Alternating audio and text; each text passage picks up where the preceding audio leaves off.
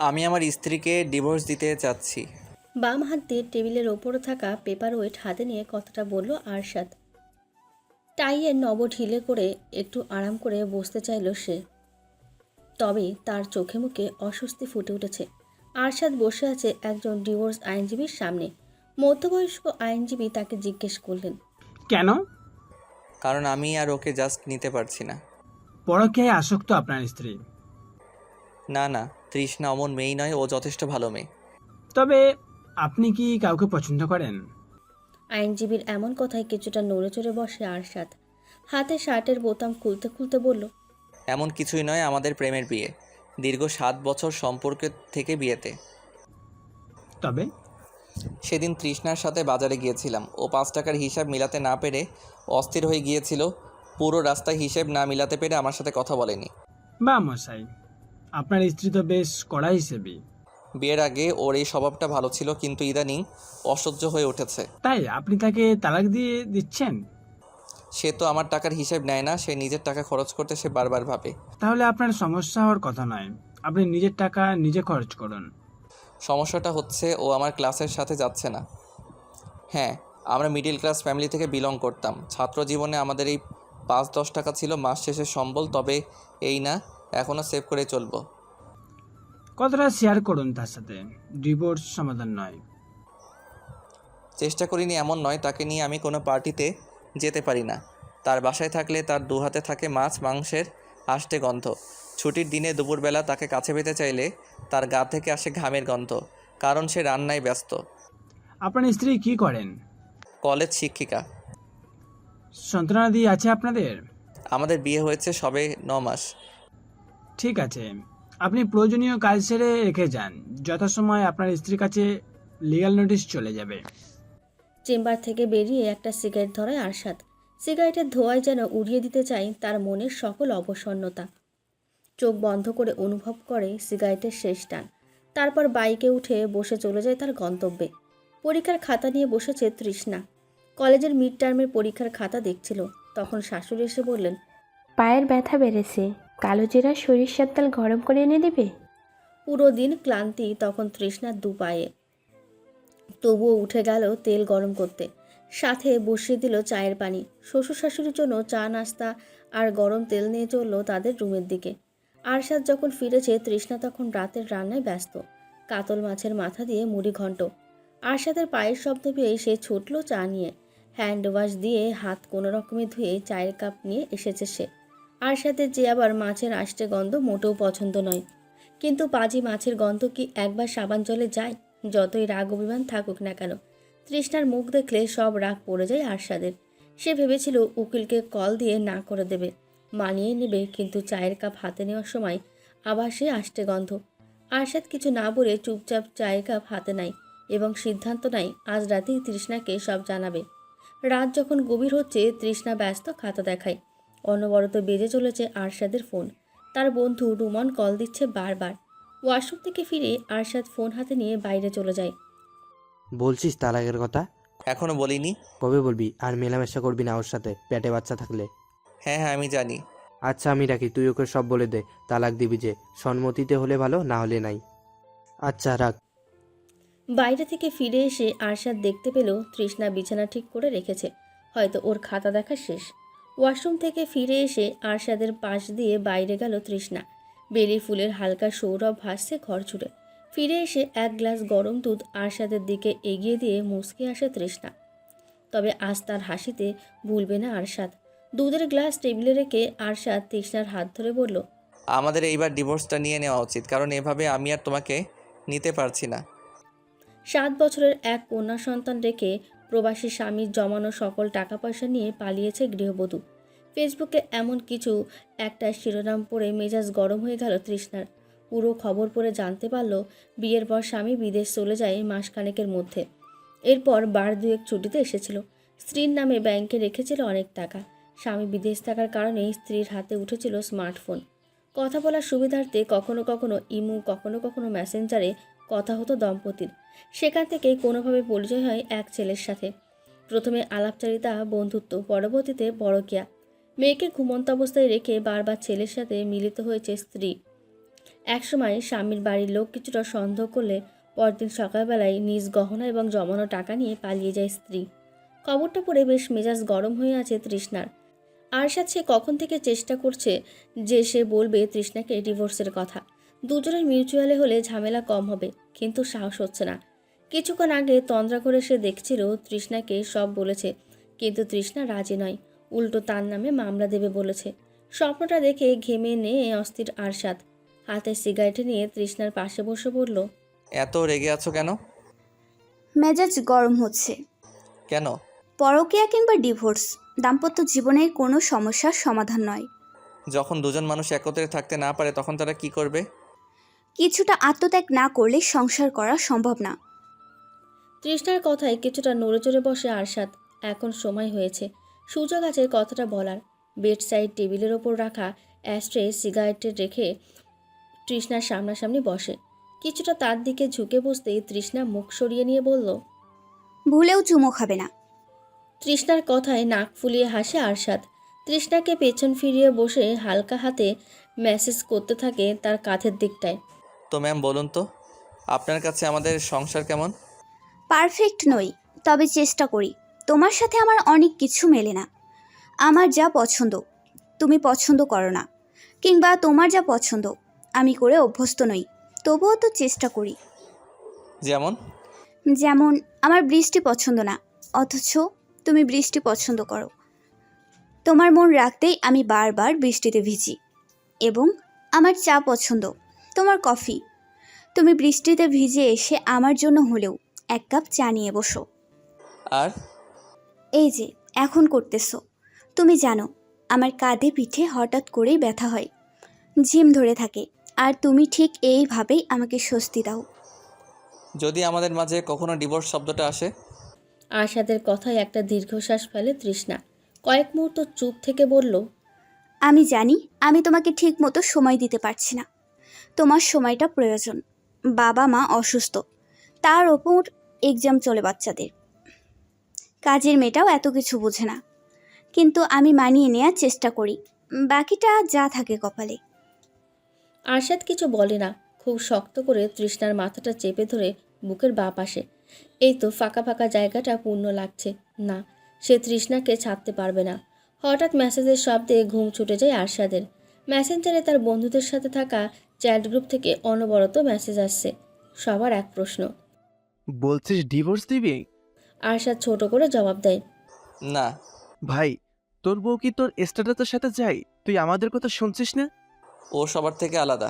এইসব সমস্যা তোর স্ত্রীর, আর তুই আমাদের জিগিরি দোস্ত। তাই বলছি ছাড় ওরে, হাজার মেয়ে লাইন লাগাবে। আলাদা না, ফকিরনি স্বভাবে। দেখিস না ওর চাল চলন।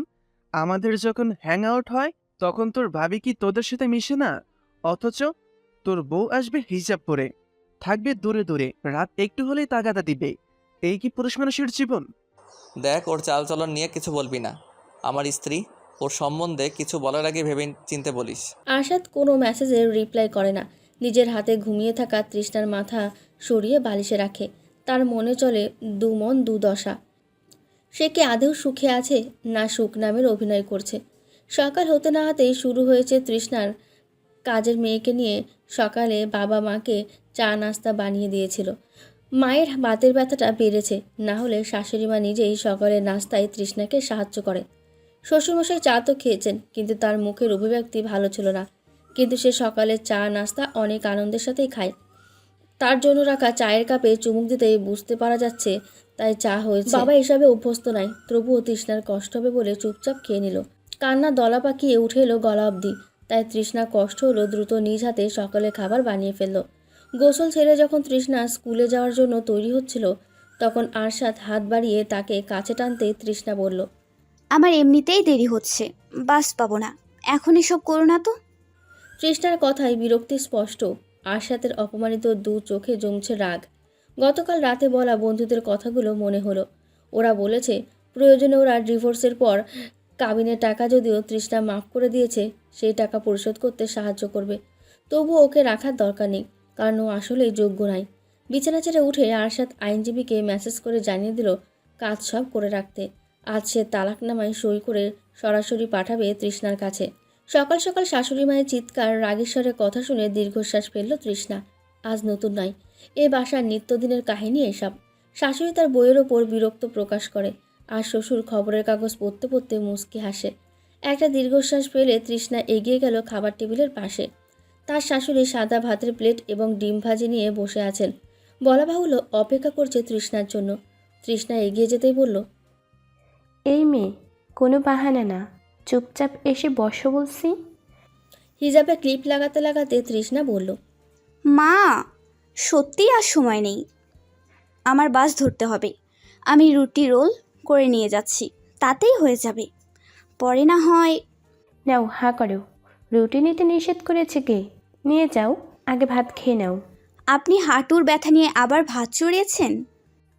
আতুর ঘরে 3 দিন থাকার পরেই আমার শাশুড়ি আমাকে ধান বানতে দিয়েছিলেন। হাঁটুর ব্যথা নিয়ে ভাত রান্না 3য় বিশ্বযুদ্ধ নয়। এই পর্যায়ে শ্বশুর বললেন, কেন দিব না? ও কি কম করে আমাদের জন্য? এই কাজের মেয়েদের রান্না খেতে কষ্ট হয় বলে নিজে রান্না করে। আমি দুমুঠো ভাত খাইয়ে দিলে কি এমন হয়? তৃষ্ণার চোখে হঠাৎ পানি এলেও প্রকাশ করল না সে। তাগাদা দিয়ে বেরিয়ে এলো বাসা থেকে। এতটা সুখ বুঝি তার পরাণে লাগেনি আগে। পরীক্ষা শেষ করে টিচার্স রুমে প্রবেশ করতেই তৃষ্ণার ফোন বেজে উঠল। কথা শেষ করে তৃষ্ণা খেয়াল করলো আড্ডা জমে উঠেছে সবার মাঝে। গরম চায়ের কাপে চুমুক সমুচার মুড়মুড় করছে। বিষয়বস্তু বয়স্ক শ্বশুর শাশুড়ি। তাদের কথা বলতে বলতে এক একজন নাট ছিটকাচ্ছে। মিসেস রহমান বললেন, মিস, বিশ্বাস করবেন না, আমার সাহেব বাবা টয়লেট ফ্লাশ করতে জানে না। কি যে অবঘেন্না! অঙ্কের ম্যাম বললেন, আমি পিতে স্বভাবের সেই আমার শাশুড়ি যত্রতত্র কফ ফেলে, ভুর ভুর করে গ্যাস ছাড়ে। আর পারি না, ভেবেছি বৃদ্ধাশ্রমে দিয়ে দেব, কারণ বাসায় রাখলে আমার সন্তানের লেখাপড়া হচ্ছে না। একসময় তৃষ্ণাকে জিজ্ঞেস করে তার পরিবারের কথা। সে কবে তার শ্বশুর শাশুড়িকে বৃদ্ধাশ্রমে দেবে।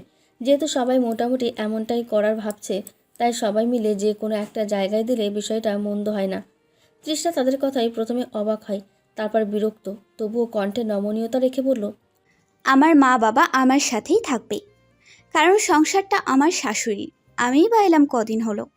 তাছাড়া তারা যাই হোক, বর্তমানে আমার অভিভাবক, আমার স্বামীর মা বাবা। তার কথায় তাচ্ছিল্যের হাসি এসে মিসেস রহমান বললেন, যাক আর 2 বছর, তখন এই নীতিকথা থাকবে না। জানেন মিস, আমার এক ভাই, আমার ভাইয়ের সাথেই বাবা মা থাকে। যদি তাদেরকে ভাই বউ না রাখে, তখন আমি কি জোর করতে পারবো? আমার বাবা মা বৃদ্ধাশ্রমে থাকবে, এটা আমি ভাবতেও পারি না। যদি নিজের বাবা মাকে না দিতে পারি, তবে অন্যের বাবা মাকে পাঠানোর চিন্তা করা কি উচিত? আপনি বলেন না। সন্তানের পড়াশোনার ক্ষতি হচ্ছে, অথচ আপনার স্বামীও কারো সন্তান। সেই সন্তানের ভবিষ্যৎ চিন্তা করে কতই না আত্মত্যাগ করেছে তারা, অথচ শিক্ষিত হয়ে চাকরি পেয়ে কী লাভ হলো তাদের? যদি তাদের বৃদ্ধাশ্রমেই থাকতে হয়। আজ যে সন্তানের ভবিষ্যৎ চিন্তা করে আজ তাদের বৃদ্ধাশ্রমে পাঠাতে যাচ্ছেন, আগামী দিনে আপনার ভবিষ্যৎ কী? ধরেন আপনি এলাকার একজন মানুষ যার অনেক জমি জমা আছে, অন্য একজন ব্যবসায়ী, সেই ব্যবসায়ী শুধুই আপনাকে কটাক্ষ করে, কারণ সে মনে করে তার মতন ভালো আর দুটো নেই। কিন্তু দিনে দিনে তার ব্যবসায় মন্দা দেখা দিচ্ছে, কারণ বাজারে নতুন একজন এসেছে। সে আর কেউ নয়, আপনি, যে নিজের জমিতে ফসল ফলিয়ে নিজের সব করছেন। আপনার লাভ লোকসান আপনার নিজের কাছেই রইল। অপরদিকে ব্যবসায়ীকে অন্যের থেকে ফসল কিনে নানা উপায়ে প্রচারণা করে তারপর ব্যবসা করতে হয়, কিন্তু এতে সে খুব একটা লাভ হচ্ছে না, কারণ লাভের পরিমাণ খুব অল্প। ঠিক তেমনি শ্বশুরবাড়ি হচ্ছে জমি, যে আমাদের আগলে রাখবে তাদের সবটা দিয়ে। তাদের অবহেলা করে আমরা কি সুখী হতে পারি? আজ আমি বউ, কাল তো শাশুড়ি হব। হ্যাঁ মানি, অনেক শাশুড়ি বউকে অত্যাচার করে, তাই বলে তো আর সবাই সমান নয়। বরফ মিশ্রিত ঠান্ডা পানীয় ধীরে ধীরে স্বাভাবিক তাপমাত্রায় গরম হয়ে যায়, আর রইল বাকি মানুষের মন। আরশাদ চিন্তিত মুখে বসে আছে। তার পাশে বসে আছে রাকিব, আসিফ, শাকিল সহ আরও 2-1 জন। রাকিব জান প্রাণ দিয়ে চেষ্টা করছে আরশাদকে বোঝানোর জন্য। তৃষ্ণা যায় না আরশাদের লাইফস্টাইলের সাথে। কর্পোরেট দুনিয়ায় একটা ভালো পদে চাকরি করা ছেলের বউ নিয়মিত যাতায়াত করে সামান্য বাসে। কালে ভদ্রে বেড়াতে যায় না, দামি পোশাক পরে খুব কম, সবচেয়ে বড় কথা ড্রিঙ্কস করে না। ইদানিংকালের কোনো মেয়ে আছে নাকি এই সোসাইটিতে যে ক্লাবে যায় না? যত সব ন্যারো মেন্টালিটির কাজ। রাকিবকে থামিয়ে দিয়ে শাকিল আরশাদকে জিজ্ঞেস করলো, তুই আমাকে বল, তুই কেন ডিভোর্স চেয়েছিস? কারণ আমি ফেড আপ। ওর মিডিল ক্লাস ন্যারো মেন্টালিটির কারণে আমি ফেড আপ হয়ে আছি। কী রকম? রাকিব তো বলল। আরশাদের জবাবে নিঃশব্দে হাসে শাকিল। কাঁধে হাত রেখে সে ধীরে ধীরে বলল, আলোতে নিলে চোখ ধাঁধানো আলো কিন্তু কাছেও পাওয়া যায়, কিন্তু হিরে সবসময় ঝলমলিয়ে ওঠে না। তাই কাঁচ আর হীরের মধ্যে পার্থক্য নিজে নিজে বুঝতে শিখেন, না হলে হিরে হারিয়ে কাঁচ হাত কেটে বসবি। রাত তখন 12:30। আরশাদ ফিরেছে নেশায় বুঁদ হয়ে। ঘরে ফিরে নিজের স্বাক্ষর করা ডিভোর্স পেপার ছুঁড়ে দিল তৃষ্ণার সামনে। জঘন্য ভাষায় গালি দিয়ে বলল, এই মুহূর্তে স্বাক্ষর করে বেরিয়ে যা, ফকিন্নির বাচ্চা। প্রেমের সম্পর্কের বিয়েতে যখন ভাঙন ধরে তখন আশেপাশের মানুষ মুখ লুকিয়ে অট্টহাসি হাসে। ভকভক শব্দে বমি করে ফ্লোর ভাসিয়ে দিয়েছে আরশাদ। পাশেই কাট কাট মুখ করে দাঁড়িয়ে আছে আরশাদের বাবা। ছেলের বেগতিক অবস্থা দেখেও এগিয়ে যায়নি তার মা। সে শক্ত হাতে নিজের বুকের সাথে তৃষ্ণার মাথা চেপে ধরে আছেন। তৃষ্ণা তখন থরথর করে কাঁপছে। ঘাড়ের পেছনে কাঁধে অসহ্য ব্যথা হচ্ছে। মাথার ভেতর শটনের বোঝা শ্বাস নিচ্ছে খুব ধীর গতিতে। চোখের সামনে বেহুশ অবস্থায় পড়ে আছে তার স্বামী। আশেপাশে ছড়িয়ে আছে ডিভোর্স পেপারের 3টে পাতা। ঠোঁটের বাঁ পাশে জমাট পাতা রক্ত হাত দিয়ে স্পর্শ করলো তৃষ্ণা। কেমন শুকিয়ে জমে আছে রক্ত। আরশাদের হাতে থাকা ঘড়িতে লেগে তার ঠোঁটে আঘাত লাগার পর শাশুড়িমা তাকে যে ধরেছে আর ছাড়ার নামই নেই। কিন্তু তাকে তো উঠতে হবে, এই পরিবেশে থাকা সম্ভব নয়। শাশুড়িকে ছাড়িয়ে সে উঠে বসলো। চুলগুলো হাতকোপা করে এগিয়ে গেল আরশাদের দিকে। এতক্ষণ চুপ করে থাকা তার শ্বশুর এবার বজ্রকণ্ঠে তাকে ধমকের সুরে বলল। শ্বশুরমশাইয়ের কথা শুনে চুপচাপ দাঁড়িয়ে রইল তৃষ্ণা। কিছুক্ষণ পর বলল, ঘরে যাও, ওকে ধরার প্রয়োজন নেই। সে কোনো স্বর্ণ পদক জিতে আসেনি, বন্ধুদের সাথে মাতলামো করে এসেছে। তোমার জন্য তালাক নামা বানিয়ে এনেছে। ওর সেবা করার কোনো দরকার নেই। যাও, ঘরে যাও, বিশ্রাম নাও, কাটা জায়গায় পরিষ্কার করো। ওকে থাকতে দাও ওখানেই। নেশা কেটে গেলে তখন বুঝতে পারবে ও কোথায়। তুমি ছাড়া ওর স্থান ও বাড়িতেই কোথায়। বাবা এখানে থাকলে অসুস্থ হয়ে যাবে। সারা রাত নিজের করা বমির মধ্যে গড়াগড়ি খাবে, দুর্গন্ধ ছড়াবে। এই ময়লা না হয় পরিষ্কার করলে, দুর্গন্ধ তুমি সরিয়ে দিলে, কিন্তু ও নিজের ব্যক্তিগত জীবনে যে ময়লা ঘাটছে সেই দুর্গন্ধ কীভাবে দূর করবে? সে যদি আমাকে বাঁধতে না চায়, আমি কিভাবে বাঁধবো নিজেকে তার সাথে? তৃষ্ণা দাঁড়ায় না, দ্রুত চলে যায় ওয়াশরুমে। শাশুড়ির সাহায্যে আরশাদকে ঘরে নিয়ে পরিষ্কার করে তাকে। বিছানায় যখন গভীর ঘুমে আচ্ছন্ন আরশাদ, তৃষ্ণা তখন ব্যস্ত স্মৃতির চিঠিগুলো পড়তে। আরশাদের সাথে প্রেমটা হুট করে হয়নি, হয়েছিল বুঝে শুনে মেপে মেপে। কারণ মধ্যবিত্ত পরিবারের ছেলে মেয়েদের আবেগে ভেসে বেড়ালে চলে না, তাদের পদক্ষেপ নিতে হয় অনেক ভেবেচিন্তে। 10 টাকার বাদাম কিনেও পার্কে আড্ডার সময় নষ্ট করা যায় না। বিকেলটা থাকে দুটো এক্সট্রা টিউশনির জন্য। মাস শেষে দুজনের দেখা, প্রিয় মানুষের জন্য রান্না করে নিয়ে আসা খাবার দুজনে ভাগ করে খাওয়ায় এক তৃপ্ততা আছে যা পাওয়া যায় না রেস্টুরেন্টের বার্গার কিংবা অন্য কোনো খাবারে। একই এলাকায় বাসা ছিল দুজনের। তৃষ্ণা মায়ের জন্মদিনে সোনার দুল উপহার দেবে বলে তখন বিকেলে টিউশনি করাতো। বিকেলে রাত হতো না, তবে সন্ধে হতো। সেই সন্ধেবেলা কখনো তৃষ্ণার বাবা বা ভাই এগিয়ে নিয়ে আসতো তাকে। বিড়াল ছাড়ার মতো একটা মেয়ে চুপচাপ হেঁটে যেত বাবা বা ভাইয়ের পাশে। রাস্তায় কুকুর দেখলে বাবা বা ভাই তাকে আগলে নিয়ে যেত, এমনভাবে যেন সদ্য স্কুলে ভর্তি হওয়া বাচ্চা মেয়ে। একদিন সন্ধেবেলা তুমুল বৃষ্টি। টিউশনি থেকে বেরিয়ে বাবা বা ভাই কাউকে না পেয়ে দাঁড়িয়েছিল তৃষ্ণা। বৃষ্টি থামার নাম নেই। হয়তো এই জন্য কেউ আসতে পারেনি, কিন্তু এমন তো হয় না, কেউ না কেউ তো আসেই। সন্ধে হচ্ছিল, তৃষ্ণা ধীরে ধীরে এগোতে থাকে বাসার দিকে। কিন্তু রাস্তার মাঝে কয়েকটা কুকুরের ঝগড়া দেখে চুপচাপ দাঁড়িয়ে যায়। সদ্য কলেজে পড়া তৃষ্ণার চোখে মুখে ভয়ে দেখে টং দোকান থেকে এগিয়ে আসে আরশাদ। কোনো কথা না বলেই চলতে থাকে তার আগে। তৃষ্ণা তাকে চেনে না এমন নয়, এলাকার ভাই হিসেবে চেনে। সে বুঝতে পারে লোকটা তাকে সাহায্য করছে, যা এখন তার খুব প্রয়োজন, তাই চলতে থাকে তার পেছন পেছন। বাকি রাস্তায় কেউ কোনো কথা বলেনি। বাসার কাছাকাছি আসতেই তাদের সামনে একটা রিকশা এসে দাঁড়ায়। রিকশায় ছিল তৃষ্ণার বড় ভাই। কোনো কথা না বলে বোনকে জড়িয়ে ধরে বলল, আমি কতটা ভয় পেয়েছি তোকে না পেয়ে। একা আসতে গেলি কেন? বৃষ্টির সময় যদি বিপদ হতো? এরপর আরশাদকে দেখে কৃতজ্ঞতার সুরে তাকে বলল, ভাই তুই বড্ড উপকার করলি। দাদি আসার পরে পা ভেঙে ফেলেছে, আমরা সবাই হাসপাতালে ছিলাম। ওকে আনতে যাব তখন বৃষ্টি, তবুও যেতে যেতে দেখি এসে পড়েছে। এগিয়ে দিয়ে গেলি, এর জন্য অনেক ধন্যবাদ। উল্টো কেন ভাবলেন না? আমি তো ক্ষতিও করতে পারতাম। চাম আমার কাছে যখন জিজ্ঞেস করতে গেছিলাম তখন সে বলল কুকুরের ঝগড়ার কথা। তাছাড়া তোকে অবিশ্বাস করার কিছুই নেই। রাত পেরিয়ে ভোর হচ্ছে। তৃষ্ণা সালোয়ার কামিজ পাল্টে শাড়ি পরেছে। জানলার ধারে দাঁড়িয়ে সে কিছু একটা মনে মনে আওড়াচ্ছে। আরশাদের যখন ঘুম ভাঙল তখন বেলা প্রায় অনেক। ঘরটা ফাঁকা, ঠিক যেমন লাগছে তার মাথার ভেতরটা। এই সময় তৃষ্ণা কখনো বিছানায় থাকে না, কিন্তু বাসায় থাকে। বার কয়েক ডাক দেওয়ার পরও কোনো খোঁজ না পেয়ে আরশাদ বেরিয়ে এলো রুম থেকে। এক গ্লাস ঠান্ডা পানি নিয়ে ঘরে ফিরে এসে দেখল ঘরের কোথাও তৃষ্ণা নেই, না আছে তৃষ্ণার কোনো স্পর্শ। হুট করে তৃষ্ণা যেন মিলিয়ে গেছে, যেমনটা মিলিয়ে যায় একরাশ নিস্তব্ধতায় দীর্ঘশ্বাস। আমার মা যখন পাশের বাড়ির কাকুর সাথে বেরিয়ে যায় বাড়ি থেকে, তখন আমার বয়স মাত্র 7 বছর। 7 বছর হলেও স্পষ্ট মনে আছে সেদিন স্যান্ডো গেঞ্জির সাথে নীল হাফ প্যান্ট পরেছিলাম। বাবার ইনকাম খুব সীমিত ছিল, মায়ের ইচ্ছে তখন আকাশচুম্বী।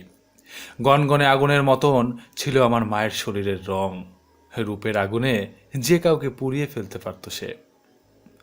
বাবা সামান্য ব্যবসায়ী, তবে ছিলেন সৎ এবং এক কথার মানুষ। মায়ের সব আবদার মেটাতে হিমশিম খেলেও মুখে হাসি দেখতাম। কিন্তু মা রইলেন না, কারণ দিনের বেলা তার ঘরে পরপুরুষের অগাধ চলাফেরায় একটা ঝামেলা ছিল মাত্র। তখন ক্লাস 1-এ পড়ি। 4-এর ঘরের নামতা ভুল করায় মা আমাকে বিবস্ত্র করে গেটের বাহিরে দাঁড় করিয়ে রেখেছিলেন। আজ পুরো 18 বছর পর আমার মায়ের কিন্তু সেই রূপ নেই। চামড়া কুঁচকে গেছে, মাথার চুলে সাদা রং। আশ্চর্য হলেও সেই মা এখন আমার বাবার জন্য কাঁদে। বিগত 17 বছর সময় ধরেই কেঁদেছে সে, অথচ আমার বাবা বেচারা কতই না কষ্ট নিয়ে দুনিয়া ছেড়েছেন। কফির কাপে চুমুক দিয়ে চুপচাপ বসে রইল তৃষ্ণা।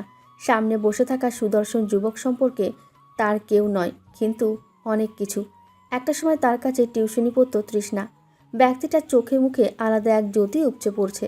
সেদিক থেকে দৃষ্টি ফিরিয়ে নিয়ে তৃষ্ণা বলল, রঙ্গান ভাই, আমি এসব জানি। তুই কি জানিস আমার নামের মানে কি? তুমি মানেই তো রং, রংধনুর 7 রং। তাই হয়তো তুমি আশেপাশে থাকলে প্রত্যেকটা মানুষ বড্ড সুখী হয়। আরশাদ কেন এমন করছে? তুই তো ওকে ভালোবাসিস। শোনাতেও খাত পড়ে, আর রইল ভালোবাসা। সময় দে। ডিভোর্স পেপার সাইন করে দিয়েছে ও। চাচা যান জানে? আর তোর ভাই? না, কিছু বলিনি। কি করতে চাইছিস? জানি না। আজ কি তোর অফ ডে? টিচারদের অফ ডে হয় না, আজ সরকারি ছুটি। তোদের ছুটি, আমার কি? আমার তো ভাই ছুটি নেই, রাতে ডিউটি। তোমার কাছে রিভলভার আছে? আছে। সিভিলেও রাখো? নিরাপত্তার ব্যাপার আছে। কেন, আত্মহত্যা করবি নাকি?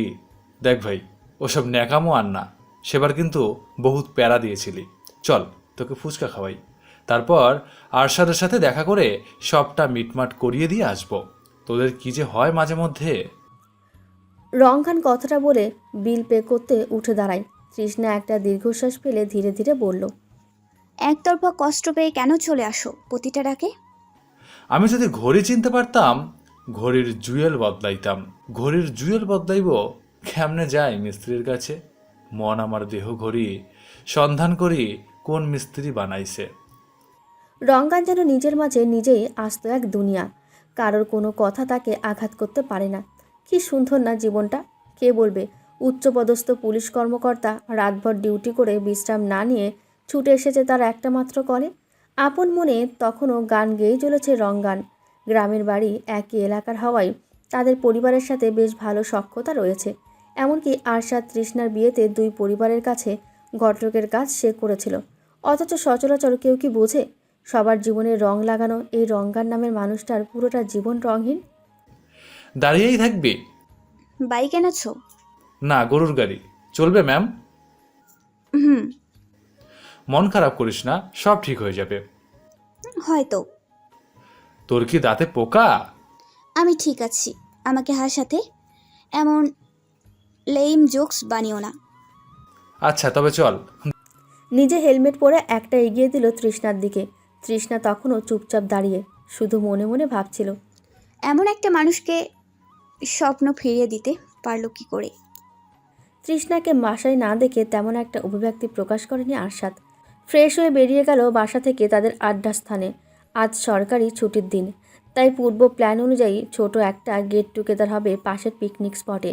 বাসা থেকে বেরিয়ে বাইক নিয়ে প্রথমে আরশাদ চলে গেল ডিলারের কাছে।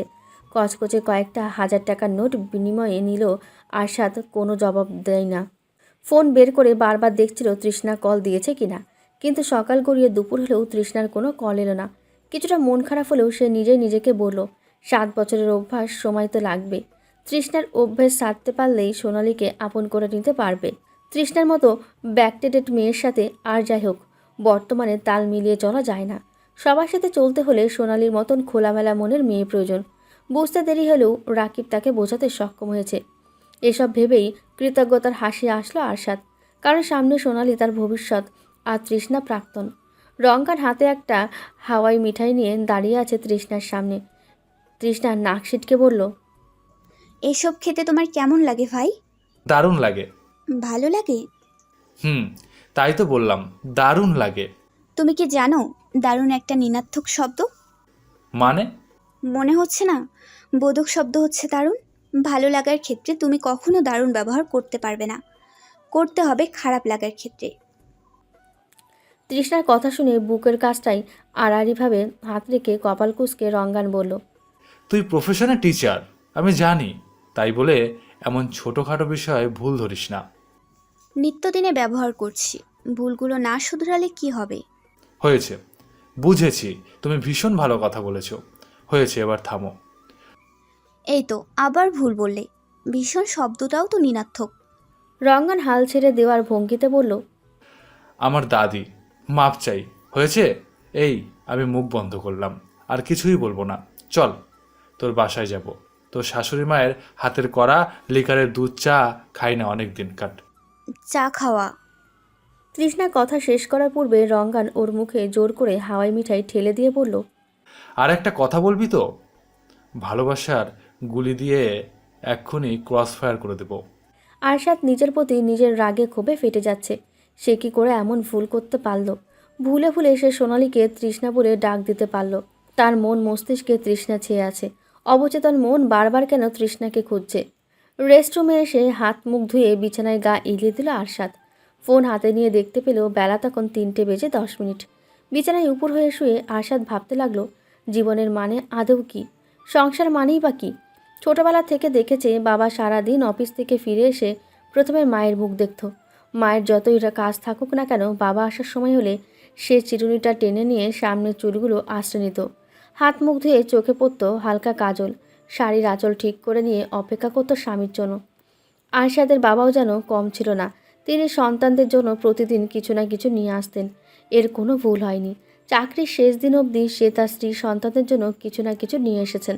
যখন নতুন নতুন কোন আইসক্রিমগুলো এদেশে এলো, তখন তার বাবা তাদের জন্য আইসক্রিম নিয়ে আসার পর কী না কাণ্ড ঘটিয়েছিল তার মা। ভেবেছিল কিছুক্ষণ পর ভাবে, এদিকে আইসক্রিম গলে বিশ্রী অবস্থা। 2 ছেলে মেয়ের আইসক্রিম খাওয়া তখন শেষ। স্ত্রী খেতে পারেনি বলে তার বাবা বৃষ্টি মাথায় নিয়ে বের হয়েছিল। ভিজে চুপচুপে হয়ে যখন আইসক্রিম হাতে ফিরেছে, তখন বাড়ির সবাই প্রায় ঘুমে। পরীক্ষা থেকে আরশাদ পড়ায় ব্যস্ত ছিল। পানির জন্য উঠে এসে দেখল তার মা তার বাবার মাথার চুল নিজের আঁচল দিয়ে মুছে দিচ্ছে। হালকা স্বরে কঠিন দৃষ্টিতে চলেছে শাসন। আর তার বাবা আইসক্রিম বাড়িয়ে দিয়েছে তার মায়ের মুখের সামনে। তবে কি ওটাই ভালোবাসা? ভালো থাকার টনিক ছিল? মায়ের গায়ের ঘামে ভেজা গন্ধ, মাছের আষ্টের গন্ধ তো কখনো বাবার কাছে অসহ্য লাগেনি। কখনো মা যদি কাজ করতে করতে ক্লান্ত হয়ে যেত, বাবা তখন নিজ হাতে খাইয়ে দিত। তৃষ্ণাও তো ঠিক তার মায়ের মতন। আরশাদ যখন ক্লান্ত হয়ে বাসায় ফেরে, তখন কোথা থেকে যেন দৌড়ে আসে। হাতে থাকে 1 গ্লাস ঠান্ডা পানি। আরশাদ যে অবধি তার মাথায় হাত না রাখে, সে অবধি চুপচাপ দাঁড়িয়ে থাকে। আরশাদ ভালোবেসে সে কাজটা এতদিন করত, কিন্তু যখন থেকে রাকিব ওদের সাথে মিশতে শুরু করেছে, তখন থেকে সে যেন তার তৃষ্ণাকে দূরে ঠেলে দিচ্ছে। তৃষ্ণায় আজ জান পরাণ বেরিয়ে যাচ্ছে আরশাদের। এসব ভাবতে ভাবতে কখন যে ঘুমিয়ে পড়েছিল টের পায়নি। যখন ঘুম ভাঙল তখন মনে হলো তার সারা শরীর ভিজে আছে। হ্যাঁ, সে ঘেমে নিয়ে অস্থির হয়ে আছে। হাত ঘড়িতে সময় দেখতে পেল রাত 1:12। ইচ্ছে হচ্ছিল এক্ষুনি সে বাসায় চলে যাবে, কিন্তু বাইরে মুষলধারে বৃষ্টি হচ্ছে, যাওয়া সম্ভব নয়। অনিচ্ছা সত্ত্বেও আরশাদকে থেকে যেতে হলো। জানালার ধারে দাঁড়িয়ে বৃষ্টির দিকে তাকিয়ে আনমনে আরশাদ গেয়ে উঠল, তুমি সুখ যদি নাহি পাও, যাও সুখেরও সন্ধানে যাও।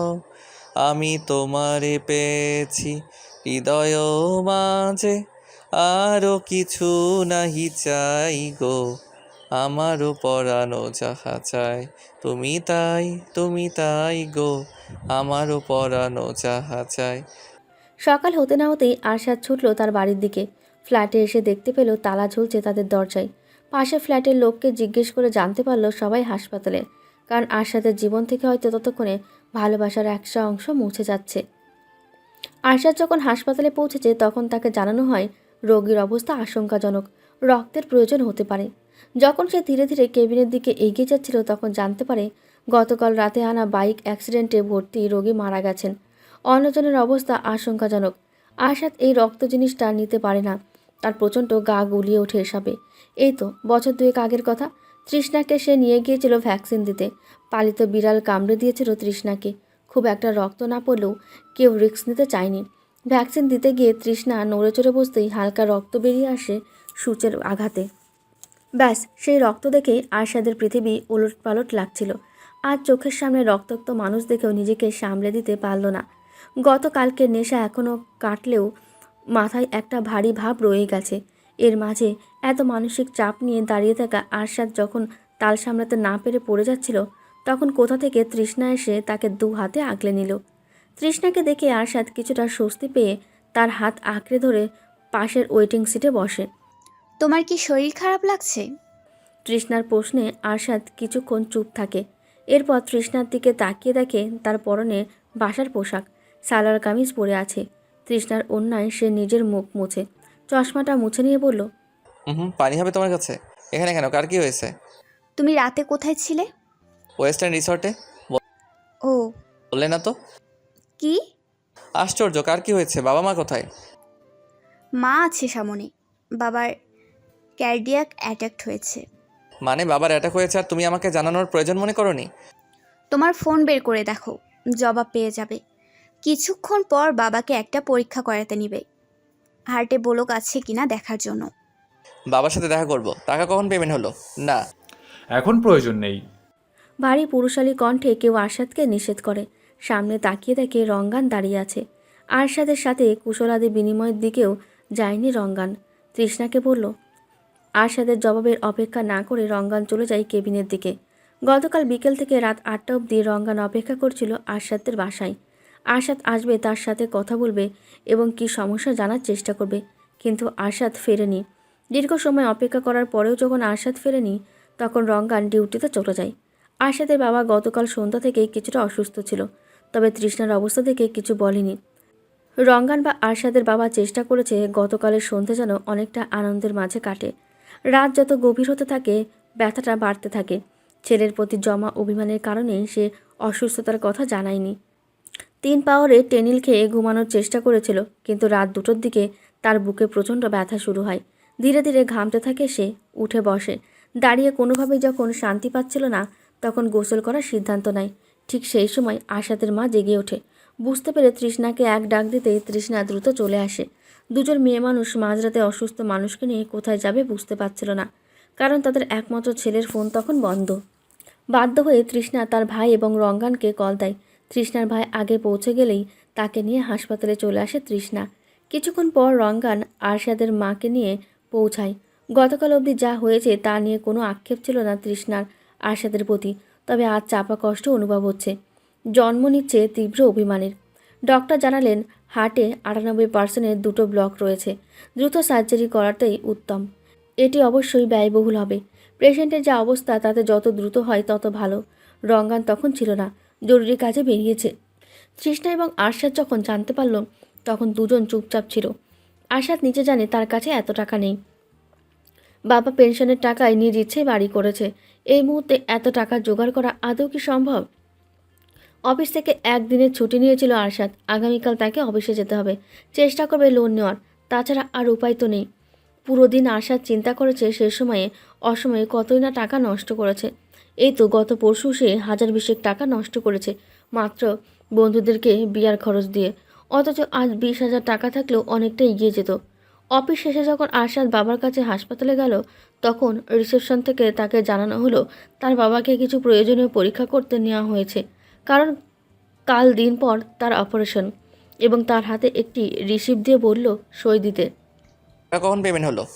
ওনার ছেলের স্ত্রী মিসেস তৃষ্ণা ওয়াহেদ কিছুক্ষণ পূর্বে আপাতত 2 লক্ষ টাকা পে করেছে, বাকিটা অপারেশনের দিন করবে বলেছে। আরশাদ রিসিট হাতে চুপচাপ দাঁড়িয়ে রইল। তৃষ্ণার কি আদৌ কোনো প্রয়োজন ছিল তার বাবার জন্য এসব করার, যেখানে তাদের ডিভোর্স ফাইল হয়েছে? ওয়েটিং সিটে বসে প্রায় ঘুমিয়ে গিয়েছিল তৃষ্ণা। শাশুড়ি মায়ের কাঁধে মাথা রেখে ক্লান্তিতে তার দু চোখ আর সঙ্গ দিচ্ছে। আরশাদের মা কিছুটা চেপে বসে তৃষ্ণাকে একটু ভালোভাবে বসে থাকতে দিল। তার সামনের সিটে বসে থাকা ভদ্রমহিলা জিজ্ঞেস করলেন, আপনার মেয়ে জি। বিয়ে দিয়েছে? কিছু না বললে একটি কথা বলি। বলুন। আমার কাছে ভালো একটা সম্বন্ধ আছে। ছেলে ভালো, চাকরি করে, বাবা মায়ের এক ছেলে। আচ্ছা। যদি রাজি থাকেন তো।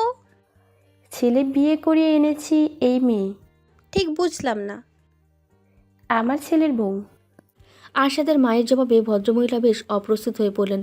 বোকা বোকা হাসি দিয়ে বললেন, ছেলের বউকে কেউ মেয়ে বলে পরিচয় দেয় না। দেয় না? তবে আমি এবং আমার স্বামী দিই, কারণ এই মেয়েটা তো আমাদের মা বাবা বলে ডাকে। তবে কেন সে আমার সন্তান নয়? আপনার মতো সবাই চিন্তা করলে। কথোপকথনের মাঝে রঙ্গান এসে আরশাদের মায়ের হাতে কফি দিয়ে যায়। কিছুক্ষণ পর আরশাদের বাবাকে অপারেশন থিয়েটারে নিয়ে যেতে হবে। আজ তাই রঙ্গান ছুটি নিয়েছে। আরশাদ তখন রক্ত দিতে এসেছে তাদের সাথে ব্যস্ত। প্রথমে চিন্তা করেছিল রক্ত কিনে আনবে, কিন্তু এর বিরোধিতা শুরু করে তৃষ্ণার বাবা, কারণ রক্ত কেনা বিক্রি করা উভয় হারাম।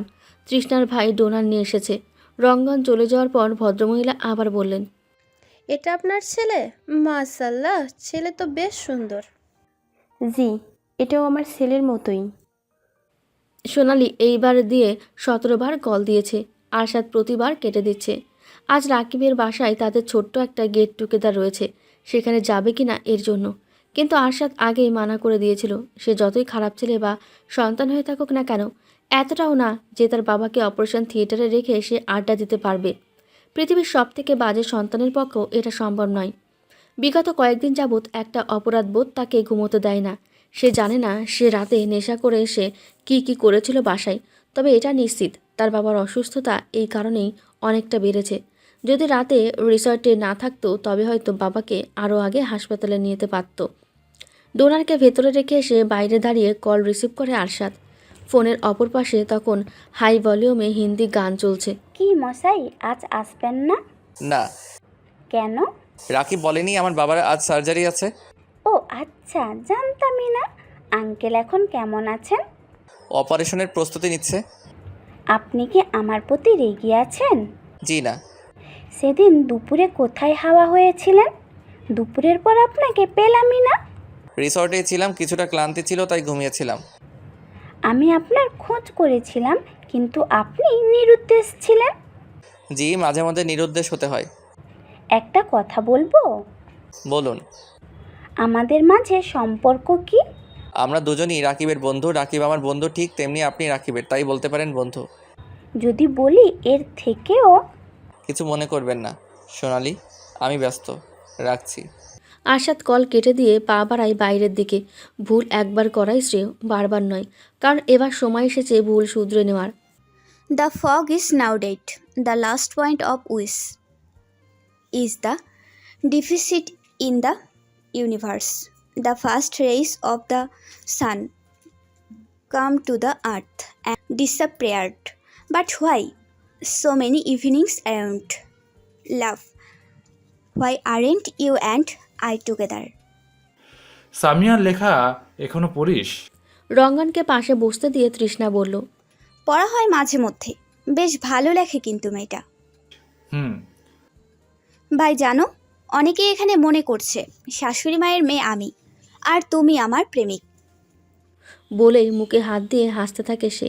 তার হাসির দিকে ভ্রু কুঁচকে তাকিয়ে রঙ্গান বলল, কোন ভাইরাস এই চিন্তা ভাবনা করে? রিসেপশনের মেয়েটা, আরও অনেকেই। তৃষ্ণার হাসি ততক্ষণে থেমেছে, কারণ রঙ্গান তার ডান হাত নিজের দু হাতে আবদ্ধ করে বলছিল, তুই আমার বোন নয়, তোকে আমি বোন বলে পরিচয় দিই না, কারণ তুই বোনের থেকে অনেক বেশি। তবে তুই আমার প্রেয়সীও না, প্রেয়সীর থেকে অনেক নিচে। আমার দিক থেকে যদি প্রেমিকের 1 ইঞ্চি একতরফা ভালোবাসা তোর প্রতি থাকতো, তবে আজ তুই আমার স্ত্রী হতে বাধ্য থাকতি, এবং আরশাদ কখনোই আমাদের মাঝে আসতে পারতো না। তৃষ্ণা মুচকি এসে বলল, সত্যি কি তাই? রঙ্গান তৃষ্ণার মাথায় হাত রেখে বলল, নিজের খেয়াল রাখতে শেখ, এবার ঠিক মতন খাবার খেয়ে নে। তুই অসুস্থ হলে আন্টি আরও ঘাবড়ে যাবে। ভাই খুব ভয় লাগছে, অপারেশন এখনো শেষ হলো না যে। সময় লাগবে কিছুটা। শোন, আমি বাইরে যাচ্ছি, দেখি আরশাদ কোথায়। একটা উপকার করবে? তৃষ্ণার হাতে ছোট্ট একটা দই ধরিয়ে দিয়ে রঙ্গান বলল, ওকে খাওয়াতেই নিয়ে যাচ্ছি রে, তোর বলতে হবে না। কিছু না খেলে ও নিজেও পড়ে যাবে। যাই হোক, তুই খেয়ে নে। ততক্ষণে তৃষ্ণার মা খাবার নিয়ে এসেছে। রঙ্গান চলে যাওয়ার আগে তৃষ্ণার মাথায় পুনরায় হাত রাখে। পরম স্নেহ তৃষ্ণা অনুভব করে এই স্পর্শে। খুব কি ক্ষতি হতো রঙ্গান তার আপন ভাই হলে? রঙ্গান, এখন কই যাচ্ছ? তৃষ্ণার মায়ের প্রশ্নে রঙ্গান জবাব দিল, এই তো সামনে। একটা মার দিব। এখন খাওয়ার সময় আর তুমি পালাচ্ছ? এসো, খাবে এসো। আরশাদ কই? আমি তোকেই ডাকতে যাচ্ছিলাম কাকি। যেতে হবে না, কল দাও। আসো, খেয়ে নিবে, আসো। আমি আরশাদের মাকে নিয়ে আসছি। তৃষ্ণা, যেতে দিস না কিন্তু ওকে। ও একবার গেলে আর খেতে আসবে না। তৃষ্ণার পরিবার এখনও জানে না আরশাদ এবং তৃষ্ণা ঝামেলা সম্পর্কে। তারা জানে 8-10টা স্বাভাবিক সম্পর্কের মতন এখনও ঠিক সম্পর্কটা। আরশাদ ফিরে এলে রঙ্গান ইচ্ছে করেই সরে বসে। তৃষ্ণার পাশে আজ অনেক দিন পর বসেছে আরশাদ। এখন তো সময় হয় না। একদিকে বাবার অপারেশনের জন্য টাকার ব্যবস্থা, অন্যদিকে মায়ের খেয়াল রাখা, আবার বাবাকে সাহস জোগানো, সব যেন তৃষ্ণা একাই করে চলেছে। আজ আরশাদ বুঝতে পারছে, অপচয় না করে যদি কিছু টাকা জমাতো, কথায় কথায় বন্ধুদের ট্রিট না দিয়ে যদি একটু সামলে চলতো, তবে হয়তো আজ তৃষ্ণার পাশে বসতে এতটা খারাপ লাগতো না। তৃষ্ণার দিকে এক পলক তাকিয়ে চোখ নামিয়ে নেয় আরশাদ। এই কদিনে তৃষ্ণা কেমন শুকিয়েছে। হিজাব পরেনি আজ, হয়তো গরমে খুলে ফেলেছে। বোরকা পরে বসে আছে সে। তার সামনে বসে তার মা খাবার বেড়ে দিচ্ছে এবং আরশাদের মাকে সাহস জুগিয়ে যাচ্ছে। ভাতের প্লেটে ভাত হাতে নিয়ে আনমনে বসে থাকা তৃষ্ণার থেকে মুখ ঘুরিয়ে নিল আরশাদ। 2 লকমা ভাত মুখে দিতেই হো হো করে কেঁদে উঠেছে সে। আকস্মিক ঘটনায় বিস্মিত হয়ে তাকিয়ে আছে সবাই। মুখের সামনে ভাত তুলেছিল তৃষ্ণা। হাতের ভাত প্লেটে রেখে আরশাদের পিঠে হাত রেখে জিজ্ঞেস করলো, কি হয়েছে? কি হলো? খারাপ লাগছে? আরশাদকে সান্ত্বনা দিতে রঙ্গান উঠে এসে বলল, কিছু কিছু সময় পরিস্থিতি আমাদের হাতের মুঠোয় থাকে না, যেমন এখন তোমার নেই। বিশ্বাস রাখো, স্থির হও, যা তোমার ছিল আজন্মকাল থাকবেই। শুধু একটু সযত্নশীল হতে হবে। তৃষ্ণা তখনও ব্যাকুল কণ্ঠে জিজ্ঞেস করছিল। রঙ্গান বেশ বুঝতে পারে আরশাদ অনুতপ্ত, এবং যেহেতু তৃষ্ণার পরিবার কিছু জানে না, তাই সে কথা কাটিয়ে নেয় এই বলে যে, আঙ্কেল অপারেশন থিয়েটারে, এখন ওর মনের অবস্থা তো তুই বুঝিস। আমরা জানি যে কোনো সময় যে কোনো কিছুর জন্য আমাদের প্রস্তুত থাকতে হবে। তৃষ্ণা হাত ছড়িয়ে নেয় নিজের ভাতের প্লেট থেকে। আরশাদের ভাতের প্লেট কাছে টেনে নিয়ে লকমা ভাত তার মুখের সামনে তুলে ধরে বলল, উই উইল ম্যানেজ না। আরশাদ শক্ত হাতে তৃষ্ণার হাত ধরে মাথা নাড়িয়ে সম্মতি দিল। আরশাদের বাবার অপারেশন ভালোই ভালোই শেষ হয়েছে। আরশাদ তার মাকে তৃষ্ণাদের বাসায় পৌঁছে দিতে গেছে। তৃষ্ণার ভাই রঙ্গান, তৃষ্ণার বাবা এবং তৃষ্ণা রয়েছে হাসপাতালে। আজ রাতে আরশাদ এবং তৃষ্ণার ভাই থাকবে। যদিও কিছুর প্রয়োজন হবে না, তবুও কারণ নিজেদের মনের শান্তির জন্য। আরশাদ ফিরে এলে তৃষ্ণা তার বাবার সাথে চলে যাবে। ওয়েটিং সিটে ভাইয়ের কাঁধে মাথা দিয়ে কথা বলছিল তৃষ্ণা। আগামী দিন 7 জন্য তার ছুটি প্রয়োজন, কিন্তু দরখাস্ত করতেই হবে, তাই আগামীকাল যেতে হবে। কথা শেষ করে তৃষ্ণা ভাইকে বলল, ঘাড় ব্যথা করছে ভাইয়া, চোখ জ্বালা করছে। আজ পানি খেয়েছিস? একটু অনিয়ম হলেই কষ্ট হয় তোর, একটু সামলে থাকবি না? বস এখানে, আমি পানি নিয়ে আসি। সাথে কিছু খাবার। না, যেও না, থাকো। আমি একটু চোখ বন্ধ করে থাকি, ও ফিরলেই তো বাসায় চলে যাব। কথার মাঝে রঙ্গান এবং তৃষ্ণার বাবা চলে আসে। রঙ্গানের ডিউটি 8টা থেকে। কিছুক্ষণ পর তাকে চলে যেতে হবে। তারা গিয়েছিল পাশের কফি শপে। তৃষ্ণার বাবা তৃষ্ণাকে জিজ্ঞেস করলেই তার ভাই সব বলে। রঙ্গান অনুমতি চায় তৃষ্ণাকে পাশের কফি শপে নিয়ে যেতে। ভদ্রলোক বলেন, তোমরা 3 জন যাও, আমি আছি। ভালোবাসার সময় তো নেই, ব্যস্ত ভীষণ কাজে। হাত রেখো না বুকের গাঢ় ভাজে, ঘামের জালে ভিজে সাবার করালে রোদ্দুরে। কাছেই পাই না হৃদয় রোদ্দুরে, কাজের মাঝে দিন কেটে যায় কাজের কোলাহল। তৃষ্ণাকে ছোঁয়ে ঘরায় তোলা জল, নদী আমার বয়না পাশে, স্রোতের দেখা নেই, আটকে রাখে গৃহস্থলীর লেই। কফিতে চুমুক দিয়ে তৃষ্ণা জিজ্ঞেস করলো, রুদ্রবাবুর কবিতা এখনো মনে আছে তোমার? রঙ্গান মৃদু হাসে। চোখের ইশারায় দেখায় পাশের এক টেবিলে বসে থাকা দুজনকে। তাদের দিকে তাকিয়ে এসে বলল, প্রথম প্রেমের অনুভূতি কিংবা প্রথম প্রেমের বেইমানি সব সময় মনেই থাকে। আত্মহত্যা মানুষ মরার জন্য করে না, করে বাঁচার জন্য। রঙ্গানের কথায় চকিত তৃষ্ণা তাকায় রঙ্গানের হাতের দিকে। এখনও দাগগুলো স্পষ্ট। বছর 5 আগে রঙ্গান নিজের বাঁ হাতের শিরা কেটেছিল, তার প্রেয়সী তাকে ঠকিয়েছে বলে। সদ্য ট্রেনিং শেষ করে ফিরে এসে যখন জানতে পারল তার প্রেয়সী আঞ্জুম অন্য কারো সাথে গভীর সম্পর্কে ডুবে আছে, তখন নিজেকে শেষ করে দিতে চাইল রঙ্গান। কিন্তু যখন তার অবস্থা শরণাপন্ন, তখন সে কল দেয় তৃষ্ণার ভাইকে। তৃষ্ণার খুব মনে আছে, সেদিন ছিল রবিবার। আরশাদের সাথে কথা শেষ করে টিভিতে সিনেমা দেখতে বসেছিল। ভাইয়ের তখন আবদার তার মাথায় গরম তেল মালিশ করে দিতে হবে। বাইরে তখন বৃষ্টি। সেই বৃষ্টিতে মিষ্টি আবহাওয়ায় মায়ের হাতের কড়া লিকারের দুধটা যেন অমৃত সম। সাথে ছিল বাবার হাতে বানানো বেগুনি। সবেমাত্র বেগুনিতে তার ভাই কামড় বসিয়েছে, ঠিক তখন টেবিলের ওপরে রাখা ফোন বেজে উঠল। তার ভাই গরম বেগুনি মুখে পুরেই কথা হ্যালো বলে। অপর পাশে কে কি বলছিল তা শুনতে পায়নি অন্য কেউ। মুখ থেকে বেগুনি বের করে গায়ে শার্ট জড়িয়ে বেরিয়ে যায়।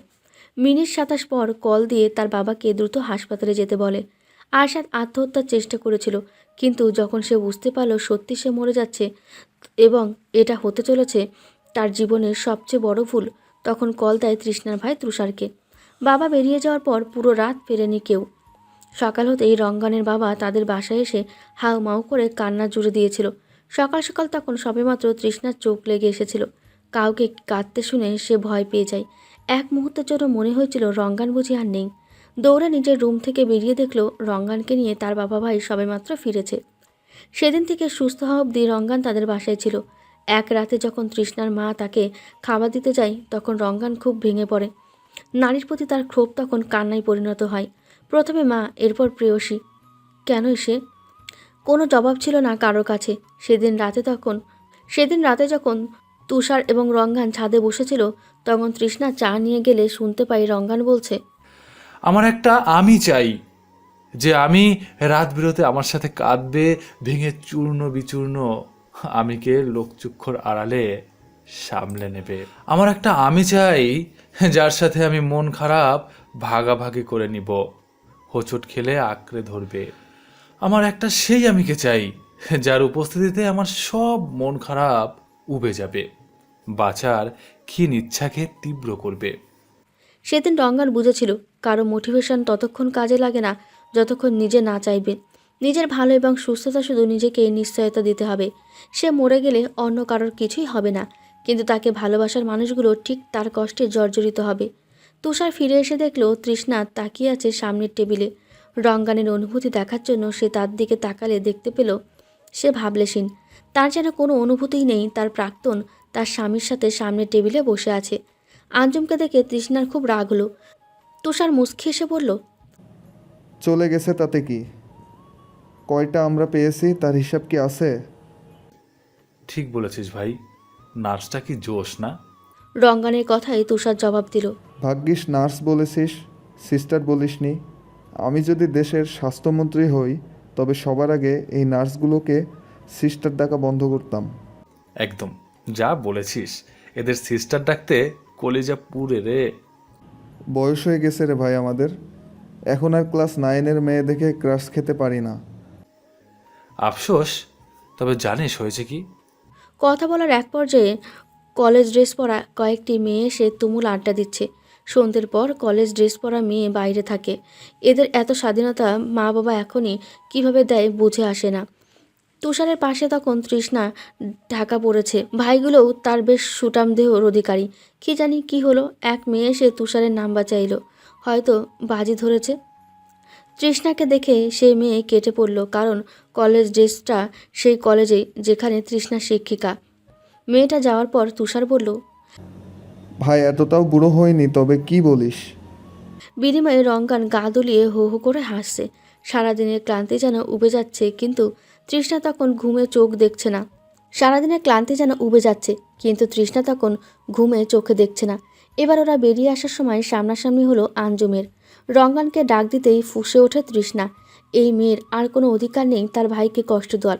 সে কিছুটা উচ্চ শব্দে বলল, কি সমস্যা? ডাকছেন কেন? আদব কায়দা নেই? জানেন না অপরিচিত কাউকে ডাক কিভাবে দিতে হয়?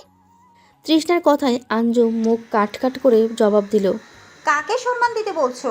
এই ছেলেরূপে হাইনাকে, যাকে জন্ম দেওয়ার ছিল তার মায়ের ভুল, যে সন্তান তার মাকে ফেলে দিয়েছে মরতে।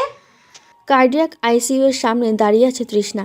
তার শ্বশুরের অপারেশন শেষ, কিন্তু তাদের ভেতরে যাওয়ার অনুমতি নেই। আরশাদ ছুটে এসেছে এই কথা শুনে। তার চুল দিয়ে এখনও টপটপিয়ে পানি পড়ছে। চোখ দুটো মারাত্মক লাল হয়ে আছে। এই এক সমস্যা আরশাদের। একটু রাত জাগলে বা শরীরের ওপর দিয়ে ধকল গেলে তার চোখ হয়ে যায় রক্তবর্ণের। ডক্টর, কোনো কমপ্লিকেশন? আরশাদের কাঁধে হাত রেখে আশ্বস্ত করে ডক্টর জানালেন, চিন্তা করবেন না, আগামী 6-7 ঘন্টায় জ্ঞান চলে আসবে। জ্ঞান ফিরলে আপনাকে জানাবো, তখন এসে দেখে যেতে পারবেন। সবাই স্বস্তির শ্বাস ফেলল। এবার আরশাদ তাকালো তৃষ্ণার দিকে। তার চোখে মুখে ক্লান্তির ছাপ স্পষ্ট। চোখের নিচের কালি জানান দিচ্ছে তার বিশ্রাম প্রয়োজন। আরশাদ এবার তৃষ্ণার বাবার দিকে এগিয়ে গিয়ে তাদের চলে যেতে বলল। যেহেতু এখান থেকে তাদের কোনো কাজ নেই, তাই তারা চলে গেল। বাবার সাথে বাসায় ফিরে তৃষ্ণা ক্লান্তিতে চোখ বন্ধ করে আছে। তার নিজস্ব রুমে ঢুকে প্রথমে কোনোভাবে গোসল করে ফিরে এসে গা এলিয়ে দিল বিছানায়। তার চেনা পরিচিত আপন ঘরের 4 দেওয়ালে চোখ বন্ধ করে বুক ভরে শ্বাস নেয় সে। বারান্দায় লাগানো কোনো ফুল থেকে আসছে মিষ্টি গন্ধ। ফুলটার গন্ধ সে চেনে, কিন্তু নাম মনে পড়ছে না। এখন তার উঠে যেতেও ইচ্ছে করছে না। পাশ ফিরে বালিশ বুকে নিয়ে সে তলিয়ে গেল ঘুমের রাজ্যে। তার যখন ঘুম ভেঙেছে তখন রাত ফুরিয়ে ভোর হবে বলে। রাত 3টে। ক্ষুধার জ্বালায় সে বসে থাকতে পারছে না। ওড়না নিয়ে খাবারের রুমের দিকে গিয়ে দেখতে পায় তার মা ভাত নামাচ্ছে চুলো থেকে। হাত দিয়ে চুলগুলো খোপা করে তৃষ্ণা জিজ্ঞেস করলো, এখন ভাত রান্না করো কার জন্য? ওই যে এক নবাব দাদি আছে না, তার জন্য। নবাবজাদি যে এখন খেতে আসবে, তা আপনি জানেন কিভাবে? 25 বছর পেরে তারপর বিয়ে দিচ্ছি, আই নক্ষত্র সব জানি। টেবিলে বসে তৃষ্ণা দেখতে পেল তার মা তার জন্য শুটকি ভর্তা, সজের পাতা ভর্তা এবং গরম ধোয়া ওঠা ভাত নিয়ে বসে আছেন। এমন খাবার দেখে তৃষ্ণা আর কথা বাড়ায় না, চুপচাপ খেয়ে নেয়।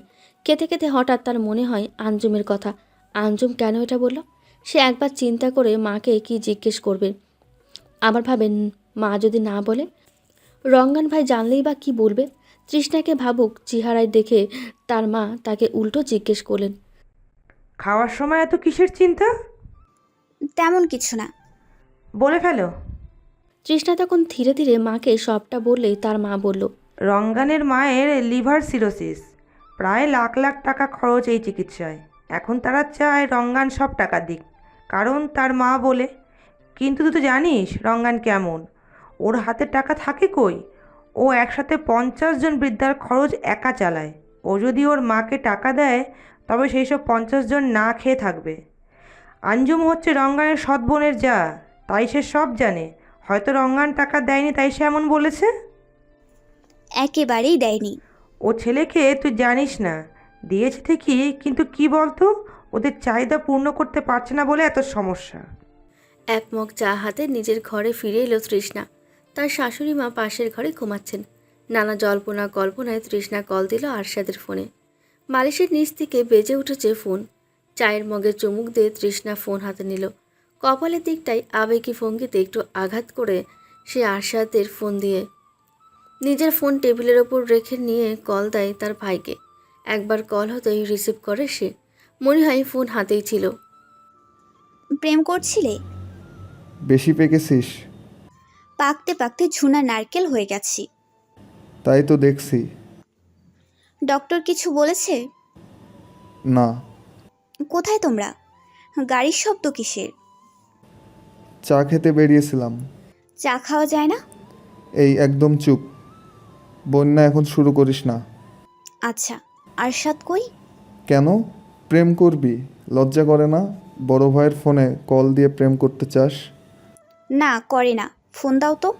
ওর ফোনে কল দে, আমি ঘুমাবো। রাস্তায় ঘুমাবা? দাও, নইলে বাবাকে তোমার বিয়ের কথা বলবো না। আচ্ছা দিতেছি। তোর জ্বালায় মনে হয় দেশ ছাড়ি চলে যাই। লাভ নাই, লাভ নাই। ছোট সে তরি, তোমার কুকামে গিয়েছে ভরি।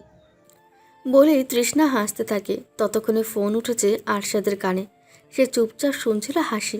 আসসালামু আলাইকুম। তোমার হঠাৎ সালাম শুনে তৃষ্ণা কিছুটা অবাক হয়ে কান থেকে ফোন নামিয়ে নেয়। কল কি কেটেছে নাকি কনফারেন্স হয়েছে দেখার জন্য, কিন্তু না, এমন কিছুই হয়নি।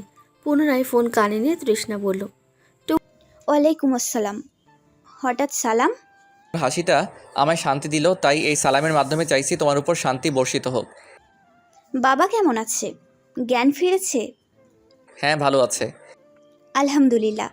টুকটাক কথা শুরুর আগেই হঠাৎ টুং মেসেজের শব্দ হয় আরশাদের ফোনে। লক খুলে মেসেঞ্জারে ঢুকতে তৃষ্ণা দেখল সোনালি ইভা নামের মেয়ে আইডি থেকে অনেকগুলো মেসেজ। লাস্ট মেসেজে মেয়েটা আত্মহত্যা করবে বলে হুমকি দিয়েছে।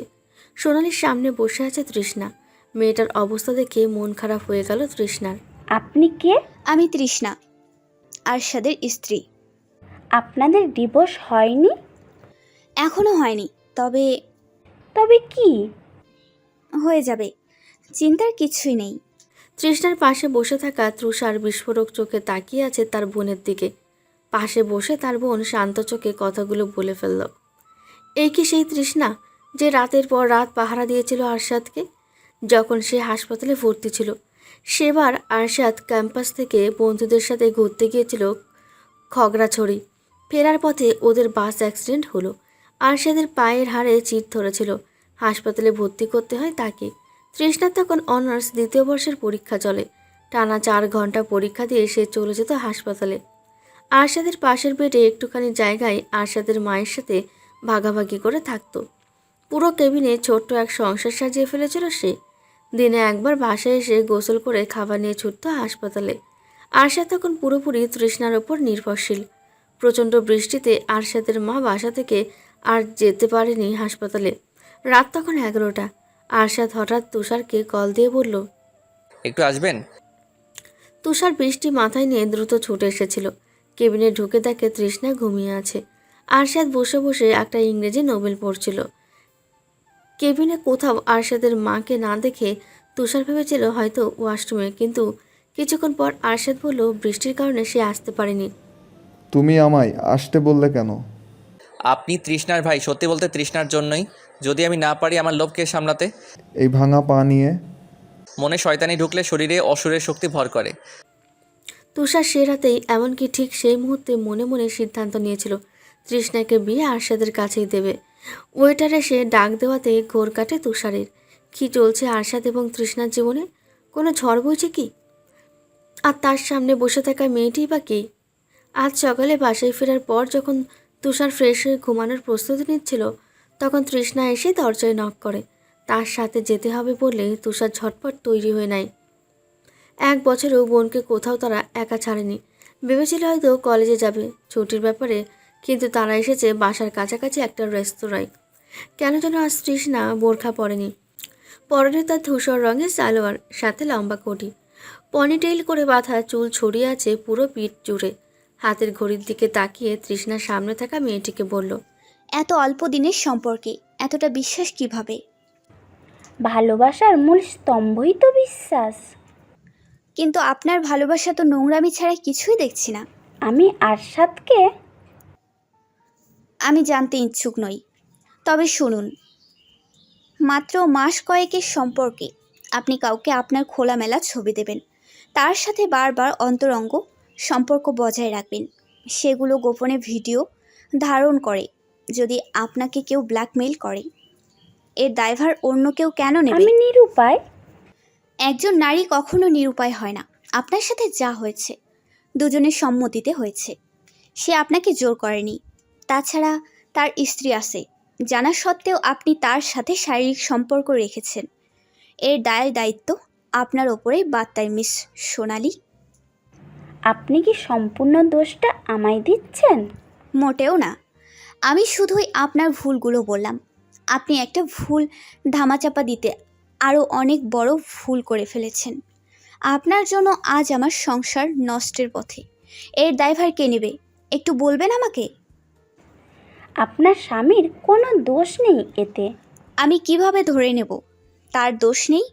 যে ছেলে বন্ধুর কথায় স্ত্রীকে তালাক দিতে পারে, তার কোনো দোষ নেই? আপনি বিষয়টা বুঝতে চেষ্টা করুন। দুঃখিত, আমার আর সময় হবে না।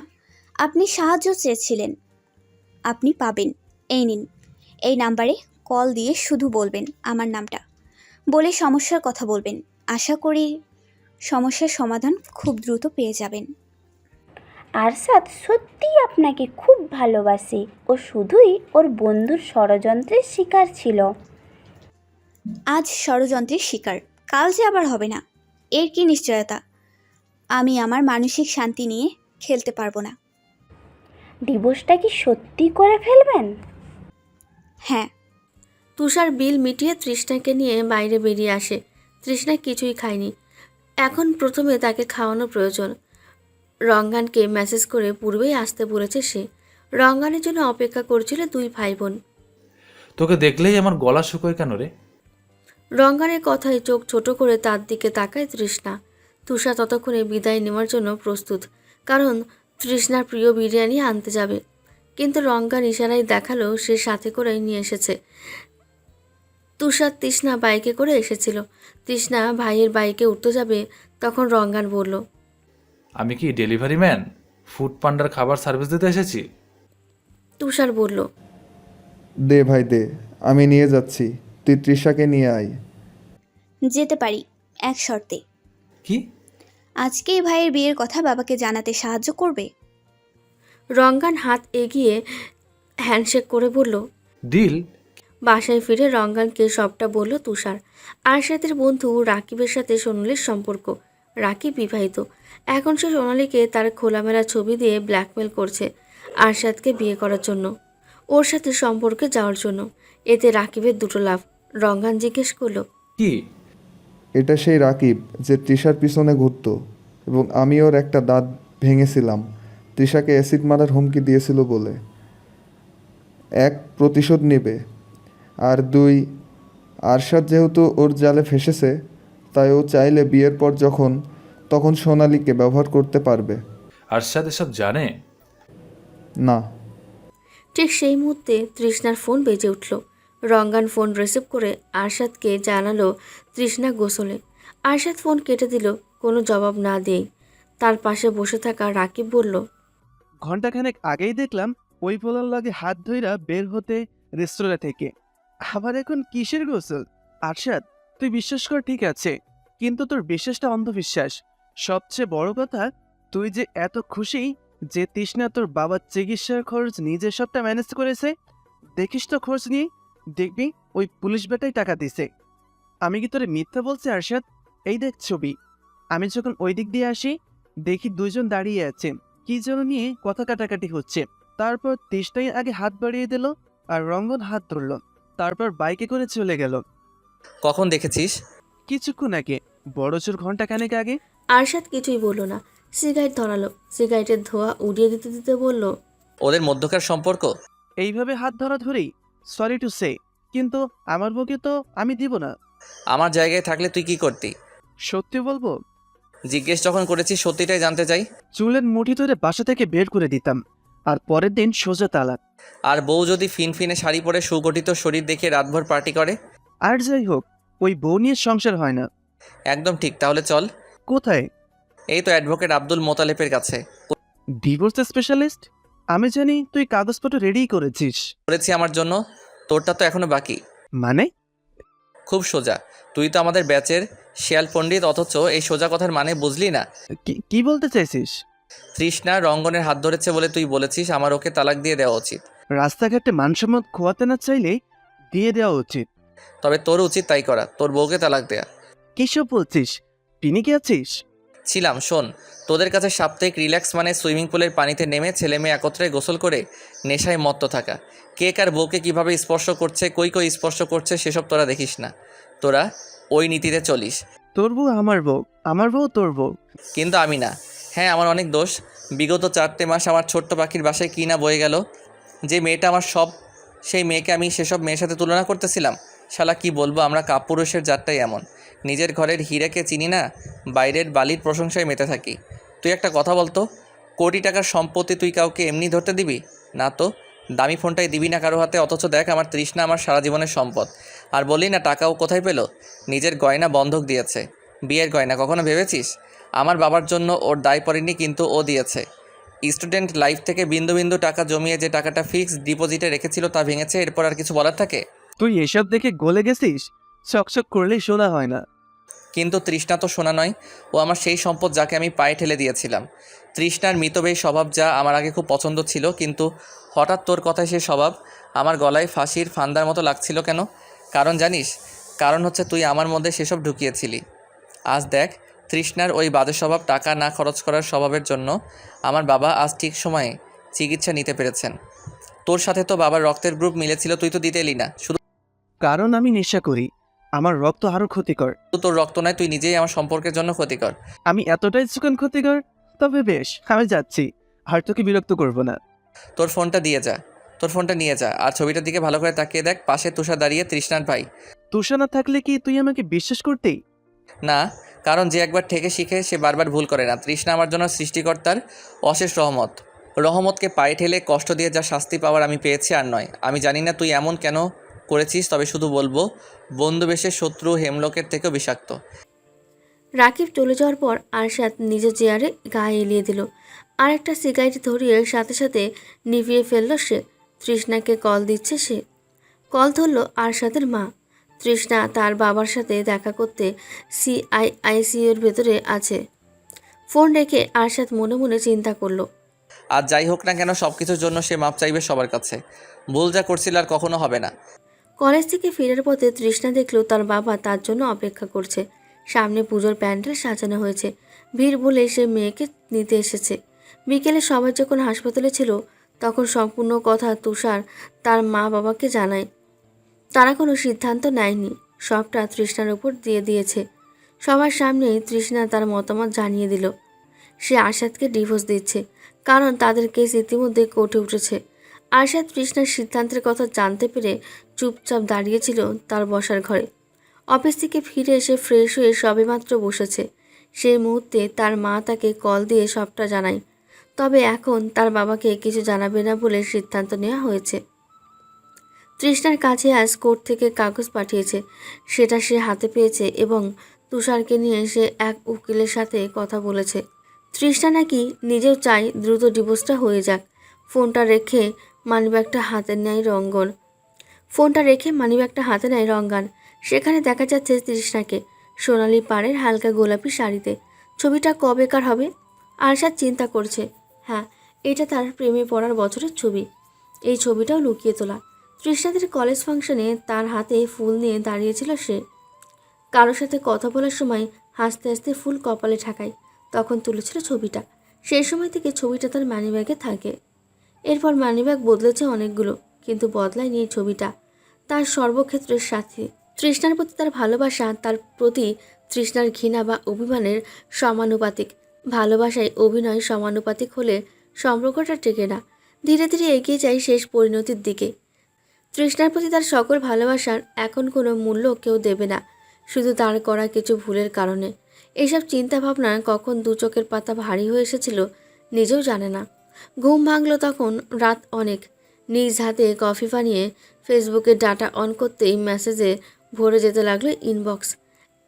একটাই মেসেজ, রাকিবকে পুলিশে ধরেছে সাইবার ক্রাইমের জন্য, জানিস কিছু? আরশাদ কিছুটা অবাক হয়ে রইল। এরপর কল দিল ওর বন্ধু ফারদিনকে জার্মিনের কাছ থেকে সবটা শুনে আরশাদ কিছুটা হতবিহ্বল হয়ে বসে রইল। কারণ রাকিবের বিছানো সুন্দর মায়াজালে সে এভাবে তার নিজের সংসার বিসর্জন দিয়ে দিল। তবে কি সত্যি? বন্ধুর নির্বাচনের কোনো বয়স হয় না। পিঠ পেছনে ছুরির আঘাতগুলো কাছের মানুষ করে। তারা এতটা হিংস্রপরায়ণ শুধু নিজ স্বার্থ হাসিল করার জন্য অন্যকে এইভাবে ব্যবহার করবে? পরদিন সকাল থেকে থেমে থেমে বৃষ্টি হচ্ছে। ডাকের শব্দে বৃষ্টির নিজ তালে নৃত্য করছে। পুজোর আগমনী বার্তায় হিন্দু পাড়াগুলো নতুন বউয়ের সাজে সাজতে ব্যস্ত। তবে এই বৃষ্টির দিনে সবার একটাই আবদার থাকে, তা হলো কী করে আরাম আয়েসে থাকা যায়। কিন্তু সে আয়েস হয়নি তুষারের। রোগীর সাথে থাকার ব্যবস্থা নেই, তাই হাসপাতালে একটা কেবিন ভাড়া করেছে তারা। সেখানে আরশাদের মা ছিল রাতে। তাকে খাবার দিতে গিয়েছিল সে। কিন্তু মাঝপথে দেখা হলো আরশাদের আর তার মা আসছে, তাই আবারও সে ফিরে এসেছে বাসায়। খাবার টেবিলে বসে আছে সবাই।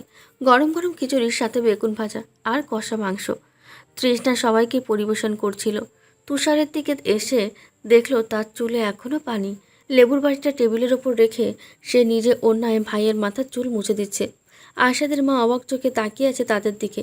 কে বলবে এটা ছোট বোন, যে কিনা বড় ভাইকে এভাবে যত্ন করে?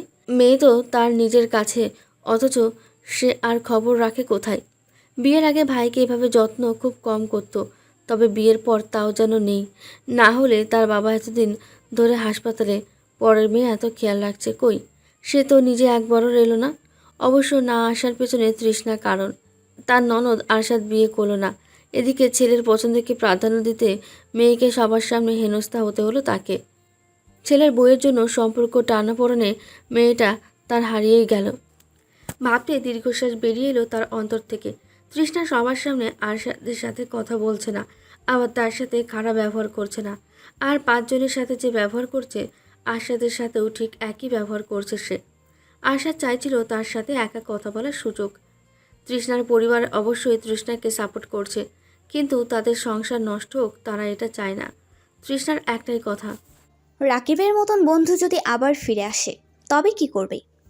আবার সোনালির মতন কেউ এলে আবার আমাকে তালাক দিতে চাইবে, নেশা করে ঘরে ফিরবে, আমাকে মারধর করবে, মুখের ওপর ডিভোর্স লেটার সাইন করে ধাক্কা মারবে। এসব করার জন্য ওকে আমি আবার সুযোগ দেব। তোমাদের কাছে বেশি হলে বলো, আমি চলে যাব। আমাকে সরকার থেকে কোয়ার্টার দেবে কিনা সে খোঁজ নেব। না দিলে অন্য কোথাও বদলি হয়ে শহর ছেড়ে যাচ্ছি, যদি এত সমস্যার কারণ হয়ে থাকি। তোমরা মেয়ে বিয়ে দিয়েছ মানে গাছ কেটে ফেলেছ, তো আমার দায়িত্ব তোমাদের নিতে হবে না। তোমরা চিন্তা করো না, তোমাদের ছেলের বউ এসে অন্তত ডিভোর্সি ননদের জ্বালাতন সহ্য করবে না। তার আগেই আমি আমার ব্যবস্থা করে নিচ্ছি। বাবা মায়ের কাছে, ভাইয়ের কাছে আমি বেশি, সেখানে আরশাদ পরের ছেলে। তার কি দায় পড়েছে আমাকে ভাত কাপড় দিয়ে পালতে? হ্যাঁ, সে আমার দায়িত্ব নিতে বাধ্য, কিন্তু বিনিময়ে আমি তার রাগ ক্ষোভের ডাস্টবিন হতে পারবো না। আমার নিজস্ব মতামতকেই আমি প্রাধান্য দিব, কারণ আমি মানুষ। আমার নিজের মতামতের প্রতি তোমাদের সম্মান জানাতেই হবে, তোমরা চাইলেও তোমরা না চাইলেও। গতকালের বলা কথাগুলো আরশাদ ফোনে শুনতে পেয়েছিল। আচ্ছা, নিজ ভুল বুঝতে পারার পর কি আর করবে সে? আরশাদ খুব ভালো করেই জানে ভালোবাসার অধিকার আদায় করে নিতে হয়। মানুষ সব উপেক্ষা করতে পারে, ভালোবাসার জ্বালাতন উপেক্ষা করতে পারে না। আরশাদ অপেক্ষা করছে কখন সে কথা বলতে পারবে, অথচ তৃষ্ণা ফোনে ব্যস্ত। রঙ্গানকে কল দিয়ে এটা ওটা বলতে চলেছে, কারণ আজ তুষারের প্রেয়সীর বাড়ির লোক আসবে। কথা বলতে বলতে হাত চালিয়ে কাজ করছিল সে। ওদিকেই তাকিয়ে আছে আরশাদ। হঠাৎ তার কানে এলো তৃষ্ণার দাদি যেন কী সব বলছে তৃষ্ণাকে নিয়ে। একটু ধ্যান ওদিকে দিতেই সে শুনতে পেল, ওই মেয়েই তো প্রেম কইরা নিল, বাপ ভাইরাও মাইনা নিল, নইলে রঙ্গান আমার কলিজার তৃষ্ণারে মাথায় কইরা রাখতো, তালাকের কথা মুখেও আনতো না, আমার বাছায় বুক দিয়া আগলায় রাখতো আমার নাতনিরে। আমি আল্লাহর কাছে চাইতেছি ওর লগে ডাইভোর্সটা হইয়াই যাক। 1 বছর হয় নাই বিয়ার, এখনই পোলায়, ওই কথা কেমনে কয়? ডাইভোর্স হইলেই রঙ্গানের সাথে 4 হাত এক কইরা দিমু, দেহি একবার আমারে কে আটকায়। রঙ্গান দাঁড়িয়ে আছে ভিজে চুপসে দরজার সামনে। তার দিকে ভ্রু কুঁচকে তাকিয়ে আছে তৃষ্ণা। আমার কি ভিতরে প্রবেশের অনুমতি আছে? এই কাদা পায়ে?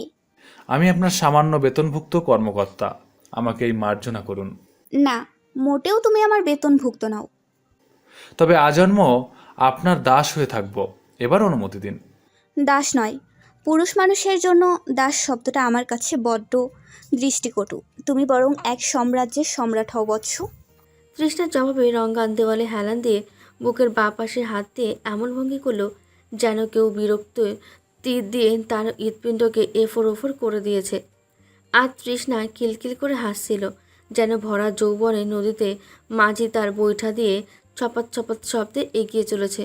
তৃষ্ণার দাদি পানির জন্য সুপারি কাটার সময় সবটা খেয়াল করে মনে মনে বললেন, ও ছুরি, তুই সোনা থইয়া কাঁচের পিছনে ছুটলি, কিন্তু কাঁচ তো তোরে সামলাবো না, আরও ভাইঙ্গা গিয়া তোর মন ক্ষতবিক্ষত করে দিল।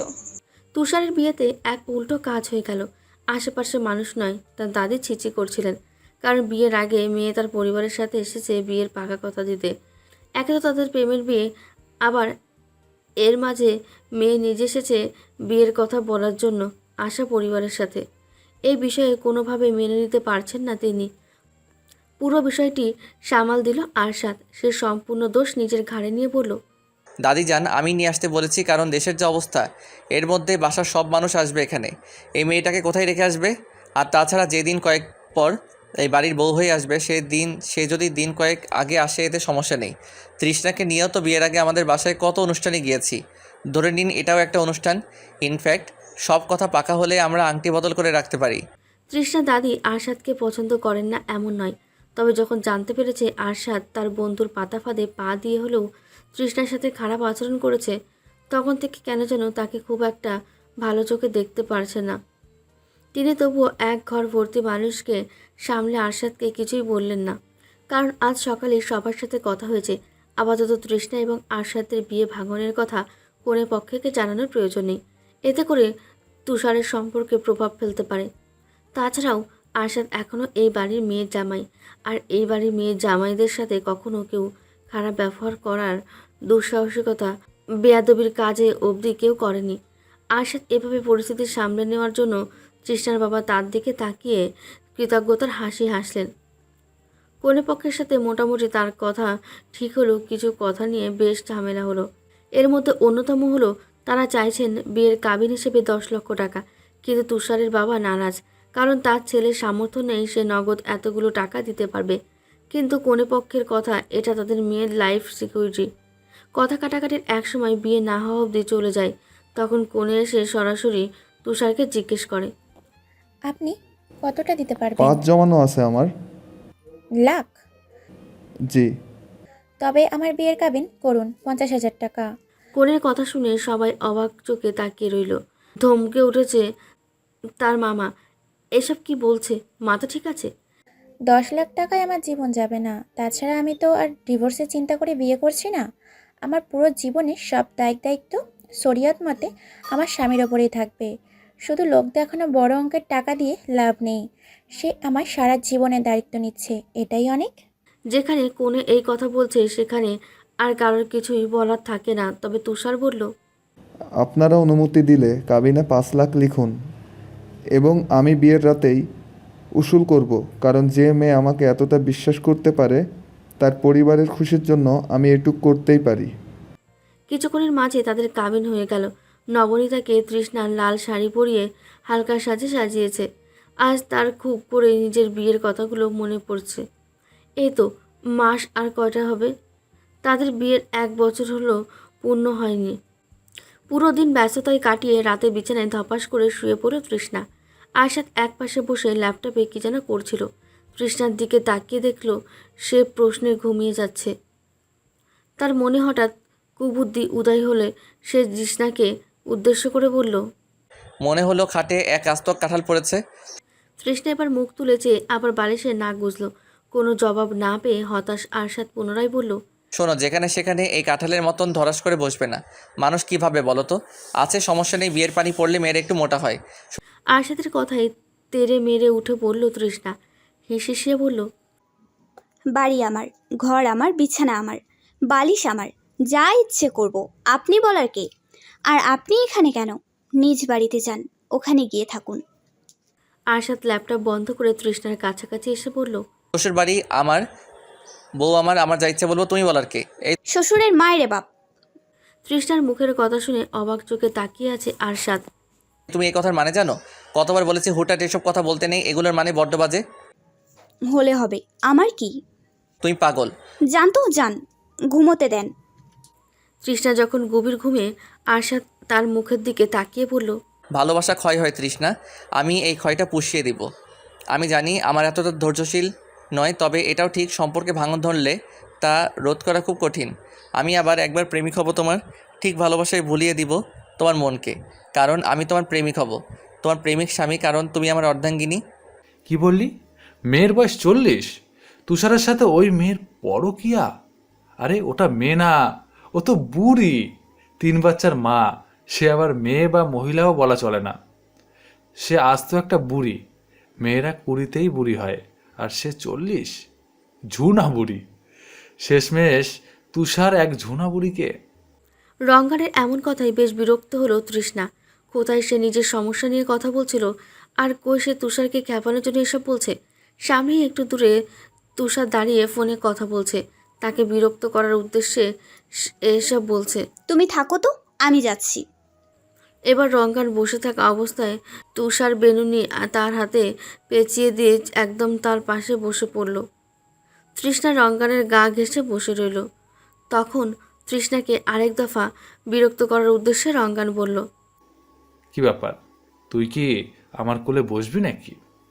চুল ছাড়ো, ব্যথা লাগছে। এতে যদি তোর কিছুটা বোরিং কিছুটা কমে। লোকে দেখলে কি বলবে? বাড়িতে এত মানুষ, আমি তোমার সাথে পরকীয়া করছি? নাইজুবিল্লাহ, মেয়ের অভাব পড়েছে কি যে তোর মতো বুড়িকে বিয়ে করব? আমি বুড়ি? 40 বছরের দামড়ি বুড়ি যদি নিজেকে তোর সামনে বলে, তোর সাথে নিজের কম্পেয়ার করে, তবে তুই বুড়ি। আমার কি দোষ? আমি বুঝি না। সে নিজেও একজন প্রফেশনাল, আমিও তাই। তাকে মানুষ কম চেনে, স্টুডেন্ট বলো কিংবা অন্য কেউ। তার পরিচিত কম বলে কি সে আমাকে সব সময় এমন বলতে পারবে? হ্যাঁ বুঝলাম, তার কাজের অভিজ্ঞতা বেশি, কিন্তু আমার কাজের চাহিদা বেশি। সে সব সময় আমার নামে এর কাছে ওর কাছে বদনাম করবে, আবার আমি কিছু বললে সবাই আমাকে কথা শোনাবে। আমি কেন সহ্য করি না?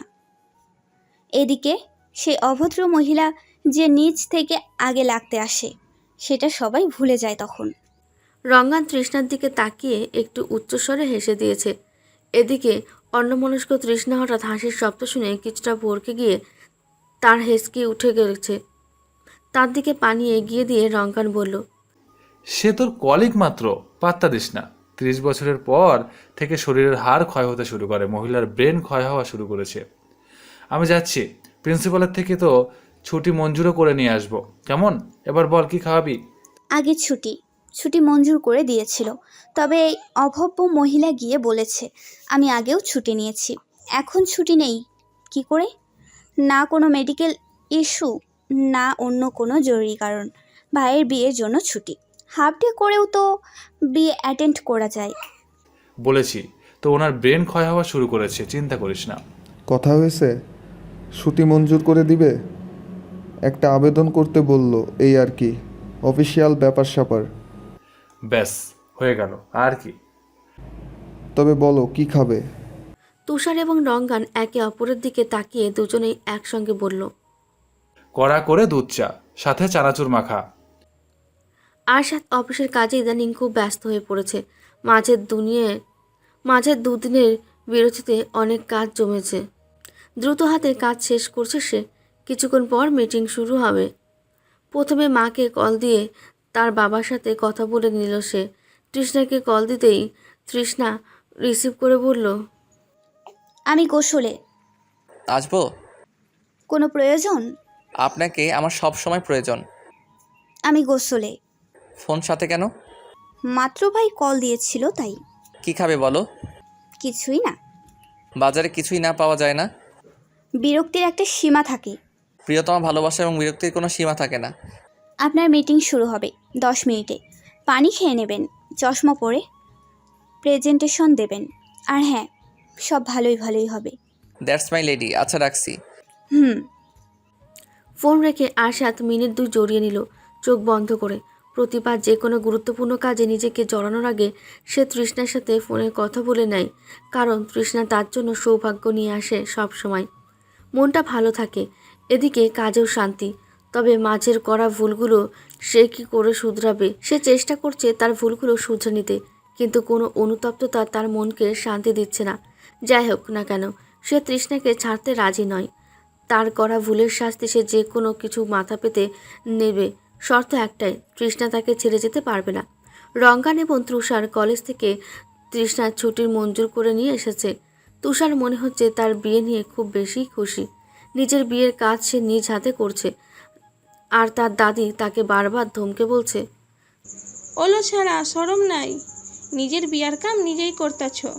তুষার হেসে বলল, দাদি আমার বুইড়া বেটি, কাম করব তাহলে কোনো সেমরি। দাদি তুমি আরেকটু জোয়ান হইলা না কেন? তাহলে বিয়েটা আমি তোমারই করতাম। ওলো মুখ পোড়া, সাহস দেখছো নি? হাত পা বাইনা বাইরামো কিন্তু। ছাদে হলুদের ব্যবস্থা করা হয়েছে, সেখানে উচ্চস্বরে গান বাজছে। এমন গান কে বাজাচ্ছে তাকে দেখার খুব শখ হচ্ছে তৃষ্ণার। আপাতত সে পারছে না, কারণ তার হাতে মেহেদি পরানো হয়েছে।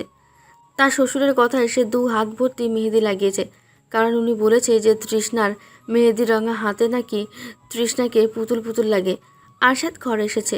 ক্লোজেট থেকে নিজের কাপড় বের করার সময় সে গুনগুনিয়ে গান গাইছে। পাশের বাড়ির চ্যাংরা পোলা প্রেম করতে চাই হিন্দি গানে, তাহলে আমায় ডাকে ইশারায়। কে এই গানটায় বাজছে উপরে, আর তৃষ্ণার মেজাজ গরম হচ্ছে। তৃষ্ণা আরশাদকে ধমকে বলল, এমন গান কে বাজাচ্ছে? আবার তোমার ভাই? বিয়ের খুশিতে ওর মাথাটা একদম গেছে। ও যে কি জিনিস জানলে খুশি হতো না, দেখি হা করো। কি এটা?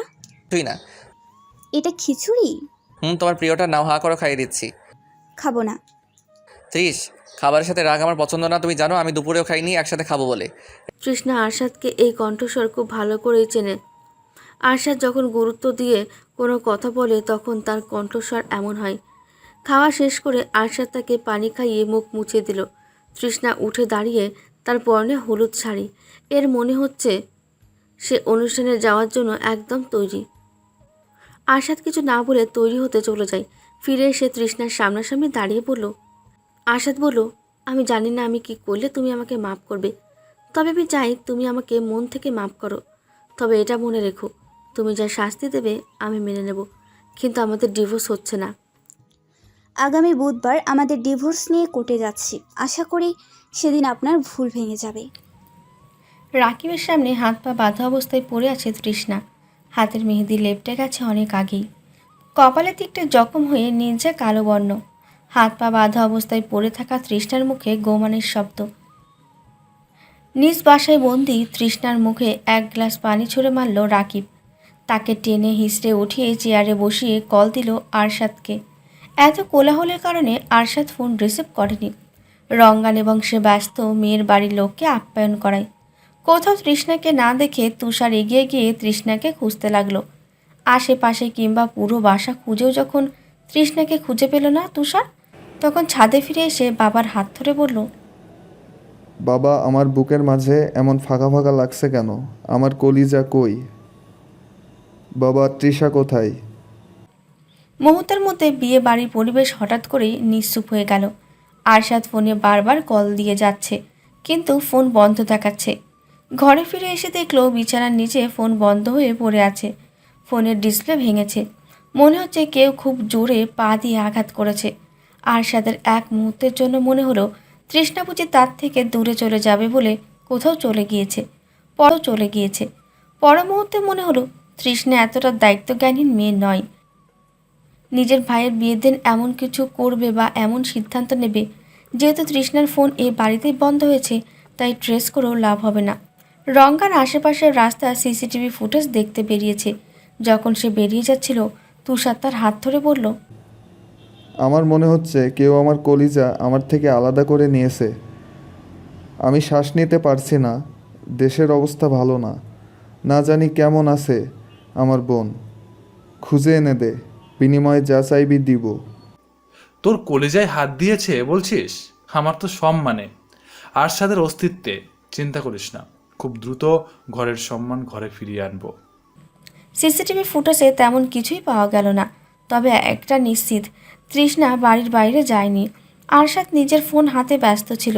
হুট করে তার ফোনে আবার কল এলো। ব্যস্ত থাকায় আরশাদ কেটে দিলে তার ফোনে আসে একটি SMS, যেখানে তৃষ্ণা চেয়ারে বাঁধা অবস্থায় এবং রাকিব অভব্য ভাষা ব্যবহার করে নানান ধরনের কথা বলছে। রঙ্গান ফিরে এসে কিছু বলার পূর্বেই আরশাদ বলল, রাকিব আমার থেকে প্রতিশোধ নেওয়ার জন্য। তোমার থেকে না, ওকে জেলে পাঠিয়েছি তৃষ্ণা, তাই তৃষ্ণাকে অপহরণ করেছে। আমার উচিত ছিল যেদিন ও তৃষ্ণাকে অ্যাসিড মারার হুমকি দিয়েছিল সেদিন ওকে শাস্তি দেওয়ার। আবার বুঝতে পারলাম আগুন এবং শত্রুর শেষ রাখতে নেই। তবে তৃষ্ণা এ বাড়িতেই আছে, ওকে বাইরে নিয়ে যায়নি। কোথায় জানি না, তবে আমরা পুরো বাসা তল্লাশি করব, বিশেষ করে বদ্ধ ঘরগুলো। সেই মুহূর্তে রাকিবের কল এলো। সে নিচ থেকে জানালো কোথায় আছে। সবাই যখন বাড়ির পেছনে পৌঁছচ্ছে, রাকিব পালানোর চেষ্টা করলো না। সে শুধু হেসে বলল, আমি পালালেও আমাকে ঠিকই ধরে নিবি তোরা, কিন্তু আমার কাজ আমি করে ফেলেছি। আরশাদ দেখ, 2 ঘন্টা তোর বউয়ের সাথে আমি একা। ভাবতে পারিস আমি কি কি করতে পারি এখন? হয়তো পুলিশের অত্যাচারে আমি স্বীকারোক্তি দেব আমি কিছুই করিনি, শুধু মাথায় আঘাত লাগায় তোর বউ মরার মতন পড়ে আছে। কিন্তু তুই তো জানিস সত্যিটা কি, এমন মেয়ের সাথে সংসার করবি? রাকিব এরপর আর কোনো কথা বলতে পারেনি। রঙ্গানের থাপ্পড়ে সে কানে হাত দিয়ে বসে পড়ল। তুষার এগিয়ে গিয়ে ততক্ষণে তৃষ্ণার বাঁধন খুলে ফেলেছে। কোনোভাবেই বোনকে কোলে তুলে নিয়ে ছুটল ঘরের দিকে। আরশাদ ঠায় দাঁড়িয়ে রইল শূন্য ঘরটাই। মানসিকভাবে যে ধাক্কাটা লেগেছিল তৃষ্ণার, কিংবা শারীরিক, সবটা কাটিয়ে উঠতে বেশ সময় লেগেছে তৃষ্ণার। এই সময়টাই সবাই তাকে সাপোর্ট করেছে, সবচেয়ে করেছে আরশাদ। সে রাতে কী হয়েছিল কেউ জিজ্ঞেস করেনি। অভিশপ্ত সন্ধ্যের কথা কেউ তৃষ্ণাকে মনে করাতে চায় না। তবে তৃষ্ণা নিজ থেকে সবটা বলেছিল। আরশাদ বেরিয়ে যাওয়ার পর রাকিব ঘরে প্রবেশ করে। তার পরনেও কনে পক্ষের পোশাক ছিল। ওয়াশরুমে যাবে বলে তৃষ্ণার সাহায্য চায়, তাই তৃষ্ণা তার ঘরেরটা ব্যবহার করতে বলে। পেছন ফিরে ফোন হাতে নিচ্ছিল, তখন ড্রেসিং টেবিলের আয়নায় দেখে লোকটা তার দিকে ফুলদানি তুলেছে। পেছন ফিরে তাকাতেই বাড়িটা তার কপাল বরাবর আঘাত করে।